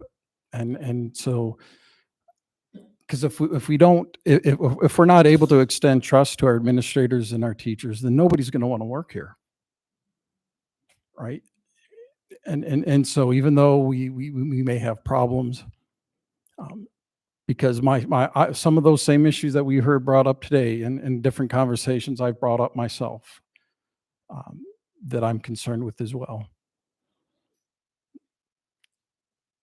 All that to say, I think as a parent, I also have a responsibility for my children to help them learn how to engage with these materials, which is something we did frequently during the COVID years at home.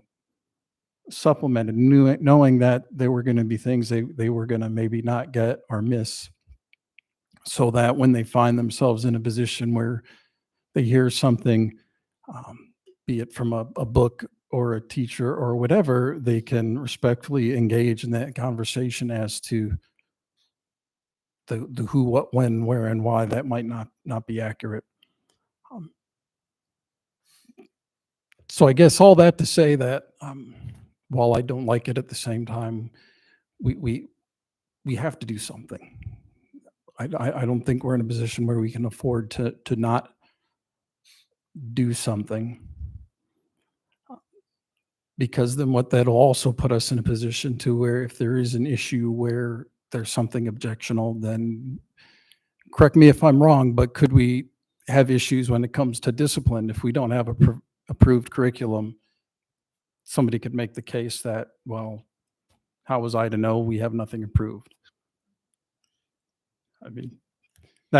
So there's a number, by not doing something, we can have issues where it's kind of it's just a tough situation. I know I'm just rambling, but we've got to do something, and that's just, where I'm at. But I would also encourage the continual engagement, in working with the material, but then also knowing that as we move forward, many of these conversations will have already taken place long before we get to this point, now that those committees are going to be subject to the open meeting law.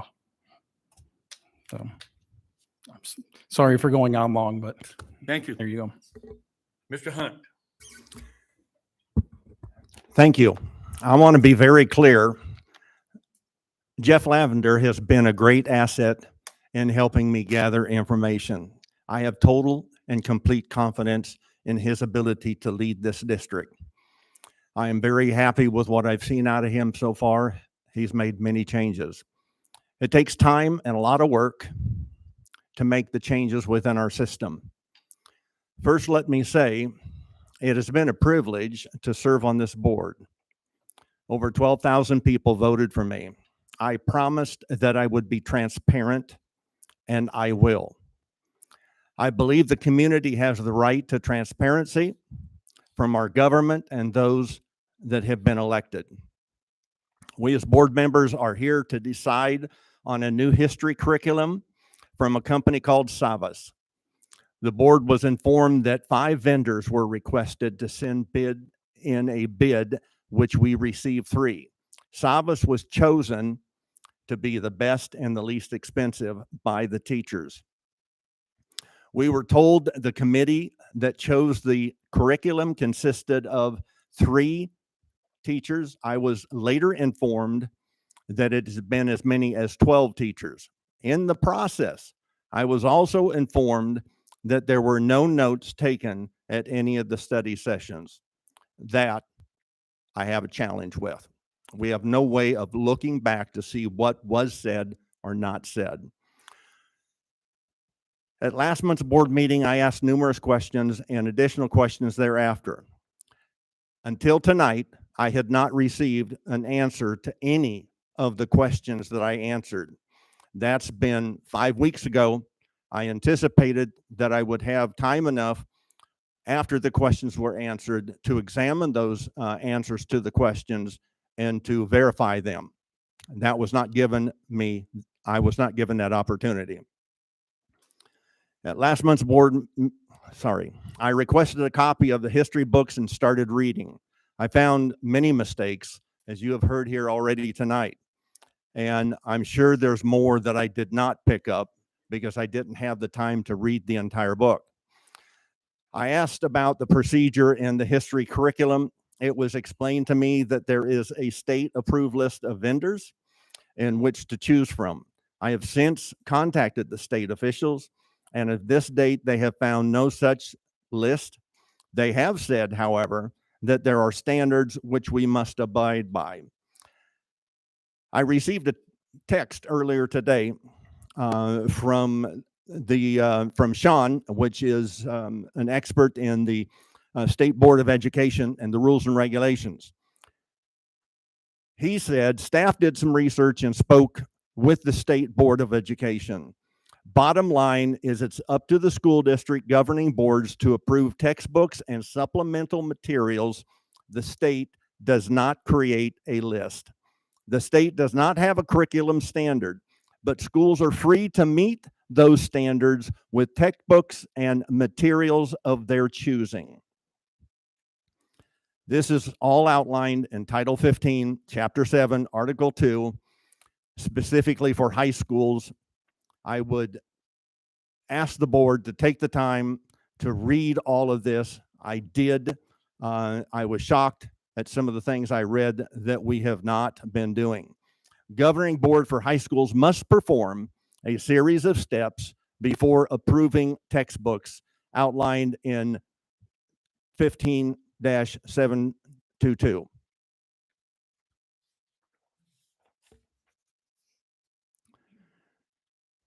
Three of the things I think that one thing that I'm more concerned with anything, and that is the requirement that all meetings of committees authorized for the purpose of textbook reviews and selections be open to the public pursuant to Title 38, Chapter 3, Article 3.1. I feel that it's extremely critical that when we are forming these committees, that we form these committees with the understanding that the community has a right to be a part of these committees, and we need to make sure that all, and I mean all, stakeholders have an opportunity not only to be heard, but to be on these committees. The fact that we had 12 teachers on this committee, and we had nobody representing a taxpayer, nobody representing a teacher, or I mean not a teacher, but nobody representing an actual parent on this. This decision was made by 12 teachers. I think that that's very wrong, and I think we need to make a change of that and include all stakeholders. And I think we have to be transparent, and notes must be kept. And I've never been in an open meeting situation where notes have not been kept. Very disappointed, and the teachers above all should know that. I was recently informed that the schools have been using Savas curriculum in other subjects for the last 8 years. I don't think any of the board members knew that, and I just found that out within the last few days. I went to two websites, sitejabber.com and Better Business Bureau, that posted reviews. One contained 11 reviews and the other 213 reviews, for a total of 224. Of these reviews, 205 were negative or very negative. I think we would be well advised to look at those negative results, especially since they're so dramatic. Now, you can say that you don't believe that these are legitimate, but these came from students. I think they are very legitimate. I think we need to pay attention. I also want you to know that I made telephone calls throughout the state, not the entire state, but to different board members in different locations and people that are much higher up the food chain than I am. And I was emphatically told by these people to stay away from this system. And one of those people ran for office that Tom Horn has currently. And she's a very knowledgeable lady. And she recommended that I stay away from this and not adopt it in the school district.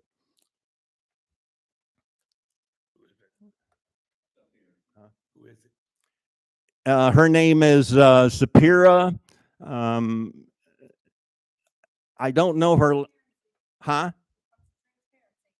Well, yes, ma'am. But I'm telling you, I can't read her, I can't remember her name, but I can tell you that it's easy to find out because she ran for office against Tom Horn and Tom Horn was chosen. So it would not be a problem for you to find that out. I apologize. I don't remember her name. It is a very difficult name to remember, to be frank with you.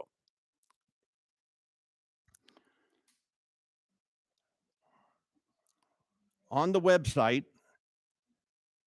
Cicerone, PR News, an article from Savas dated September 2022 shows that Savas presents 5 $50,000 scholarships to Black and Brown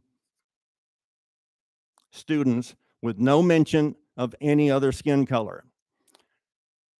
Now, pardon me for saying this, but it is my belief level that we should not be dealing with issues on skin color and making decisions on skin color on receiving monies for education. At least that's what I believe that we should not be dealing with. And we have a system that we're wanting to go to that specifically deals with that. But let me also tell you, in all fairness, that they did the next year change their wording. Why? I have no idea, but they did do that. And that was that the students from unrepresented communities. I do believe that we need to update our history curriculum. I believe that we need to form a new committee with new members of the stakeholders, i.e. teachers, taxpayers, parents, board members, student, and staff. Notes should be taken at all times and reviewed by the board. These items and more, which I will not go into at this time, have brought me to my no vote. We, the board, need community support to better serve the needs of our students and parents. We need to hear from you like we did tonight. Thank you.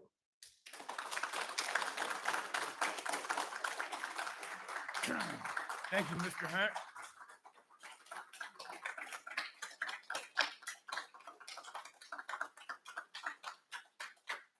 Mr. Lavender, you had provided us with a curriculum that is going to be covered by the 11th grade to using as this book as a reference, I guess. Tell us about that. So I provided the board the curriculum map that was developed by Ms. Morales and the social studies coordinator in working with the social studies teachers. And so there are 12 different units that they have developed. A lot of the topics that were raised today as questionable material is not even part of the standards that are going to be reviewed. So this textbook is 1,100 pages. School year is 180 days, so it'd be very difficult to cover all of it. And so, yes, we did provide the board a copy of the curriculum map. And obviously, we would be happy to provide a copy for community members as well. These are public documents. Thank you. A few of our board members have mentioned this evening about our trust in our instructors. These instructors, they work very hard. They have been assigned this task of finding a new textbook for our history program. I know many of them very well. I trust them.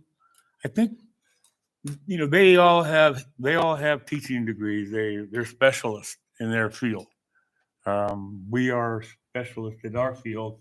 We are public servants that are charged with directing the duties of the district.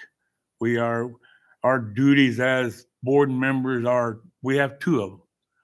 We are to develop policy and to direct the superintendent. That's our main duties. Sometimes our board members can and do get into the weeds a little bit more than maybe we should, but on a good nature, we think we need to offer our opinions about things that we don't agree with, and right or wrong, it happens. And I'm not saying it's wrong. I'm saying our only two duties are direct the superintendent and develop policy. So that said, I want to refer back to our instructors who are hired by this district, who have worked with this district a long time, who know our kids, who definitely know history. They all recognize that no textbook is perfect, and that they all recognize that with the curriculum that Mr. Lavender has and Ms. Morales has put together, that they have leeway to tell the right story. I also recognize that there are conservatives in this room and there are liberals in this room, and we're never going to make them all one belief and one leaning. And neither are these authors going to be leaning one way or the other. They all tell their story the way they want to tell it. And so I think we've heard a lot of comments tonight. I appreciate and applaud all of you for coming up and speaking tonight and speaking your mind. That's what the public policy is about. That's what the call to the public is for. This is going to be a tough vote. It's a tough choice. I hate to be up against the wall on something like this, but this has been an unusual year. Like Ms. Morales said, this started back last year in this process with these committees. As you all know, we had a change in leadership in January. It threw everything up in the air. Committees got stalled, projects got put on hold, and it's been a challenge to get everything cleaned up. And one of the things that happened with this was like Mrs. Morales pointed out on her presentation, that the timing of this was also pushed back a little bit, and then we realized that we didn't have this. We weren't doing this 60-day review, and we had to put that in place.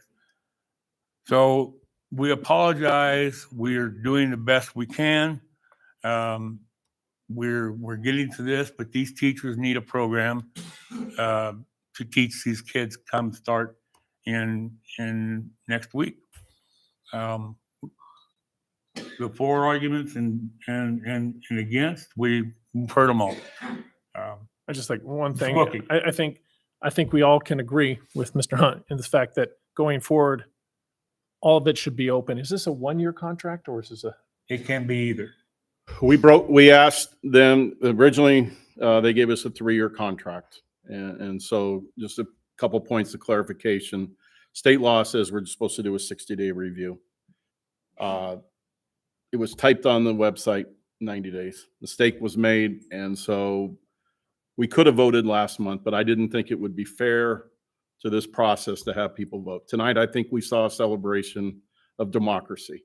And we had people of opposing opinions share opinions. And I hope at the end of the night, we can all shake hands and continue to do what's best for our kids. That's what democracy, that's why I served as a veteran of the armed forces. This is why I never wanted to be a superintendent. Things like that. But too late. In joking, but seriously, you know, outstanding points were made tonight. And Mr. Hunt is absolutely right. We have to clean up the process. And I think I heard you, I hope the board heard me say, going forward, I will clean up that process. You know, I apologize to Mr. Hunt that I miscommunicated about the list. And so I know when I get home tonight, there's going to be a list from my wife. Don't ever do a list again. No. Because you would have been home an hour ago. It's stuff. I'm joking, but we're all going to learn from this process. And Mr. Wright is absolutely right. Our teachers have, as Gretchen said, it's been 2001 since they adopted a curriculum. They have continued to work hard in developing and meeting the standards without a curriculum set of materials like this. So they've done a lot of extra work, and they're to be commended for the hard work that they do. They created that pathway, right, that allows for really kind of delving into. Are you talking about the map that I mapping? Yeah, so that it Yeah. can be adjusted so it's not just covering just that Right. information. And so, you know, one of the other things that I misspoke last time, I said, if we don't have a curriculum, this is going to severely, these teachers will handle it. They will handle anything that's thrown at them. They handle the pandemic. They've handled this. They are champions, and they will continue to do hard work and work hard for these students. They're asking for this material to help them out. Otherwise, they have to refer back to utilizing a 2001 text Or find their own material, or find their own. because textbooks have changed since 2001. Standards have changed. History has changed, yeah. Yeah, and so a lot of things have happened since 2001. And so, Mr. Hunt has a question, sir. If I understand the state law in relationship to the issue that we're dealing with, is the board has complete autonomy over what the teachers teach in relationship to the curriculum. The teachers do not have the ability to bring in any piece of curriculum that has not been approved by the board. So we have that type of control, if my understanding is right in what I'm reading. So we have the option of telling the teachers, we'll use the book that has already been approved for the next year until we can sort this out. And any information or anything that you want to bring into to supplement the book that you have been using needs to come before the board, needs to have board approval. We need to have control of what's going on. And I can tell you right now that I've got a wife sitting at home right now trying to find alternative resources that haven't gone through that process because there is nothing for it. And so there's a saying that goes, with great power comes great responsibility. We need to be responsible with how we wield that power. And if we nickel and dime our teachers over every little thing we do, I'll go back to the fact that I said earlier that no one's going to want to work here. And I'm going to inject one more thing. It's like the board policy states you can't include that type of instruction.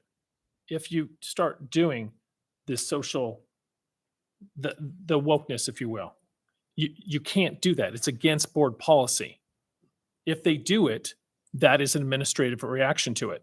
If we stymie, my fear is, and I understand, but if we stymie our instructors and say, you have to bring everything, every creative idea you have about how you want to explain World War II, Civil War, whatever, to the board, they're not going to do it.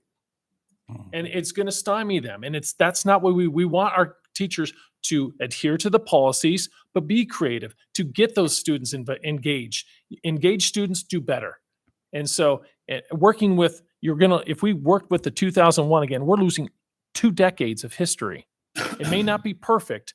We've got a blueprint or a pathway to allow the instructors to come up and do the teaching so they can give the additional statistics. So it's not just one way. It needs to be a full picture, and then parents need to be involved, and critical thinking comes into a play here. So this is the best at this point. I believe this is the best we have to offer at this moment.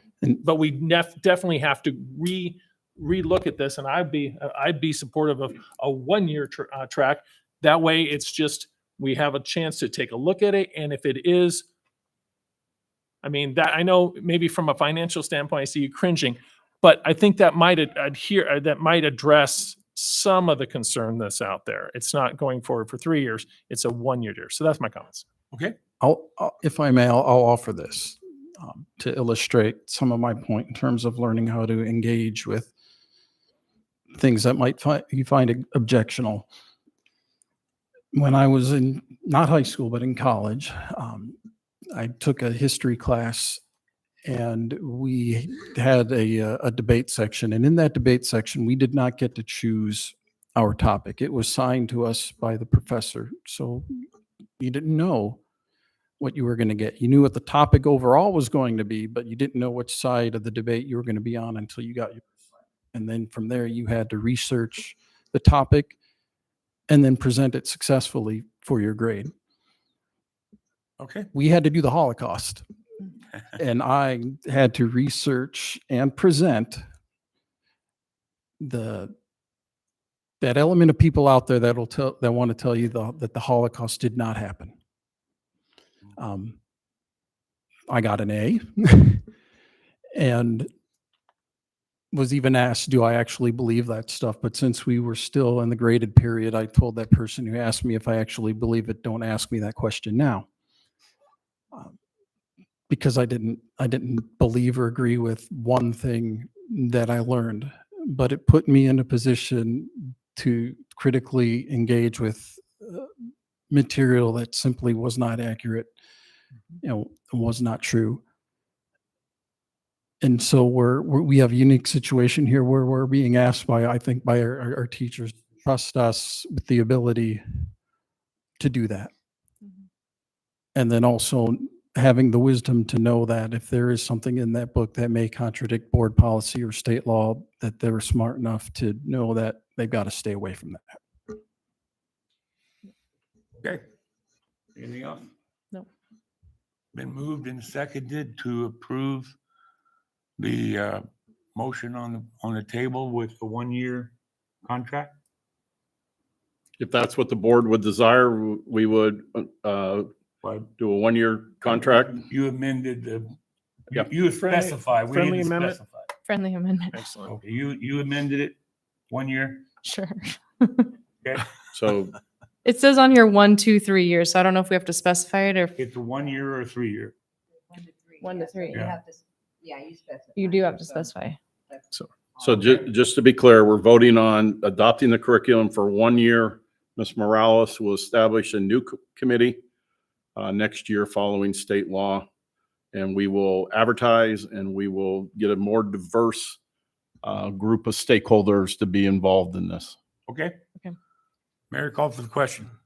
Mr. Hayes, Yes. Mr. Hunt, No. Mr. Wright, Yes.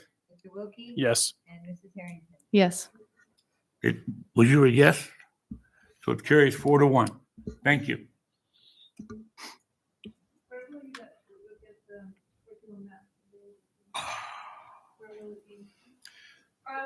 Item number Hold 7E. Mr. Wright, we had a question for the audience. You mind if I ask it real quick? Is that something we can get posted on the website tomorrow, Dave? We'll get it posted on the website tomorrow, ma'am. Okay. Item 7E, the certified salary schedule. We have a motion to approve. So moved. Second.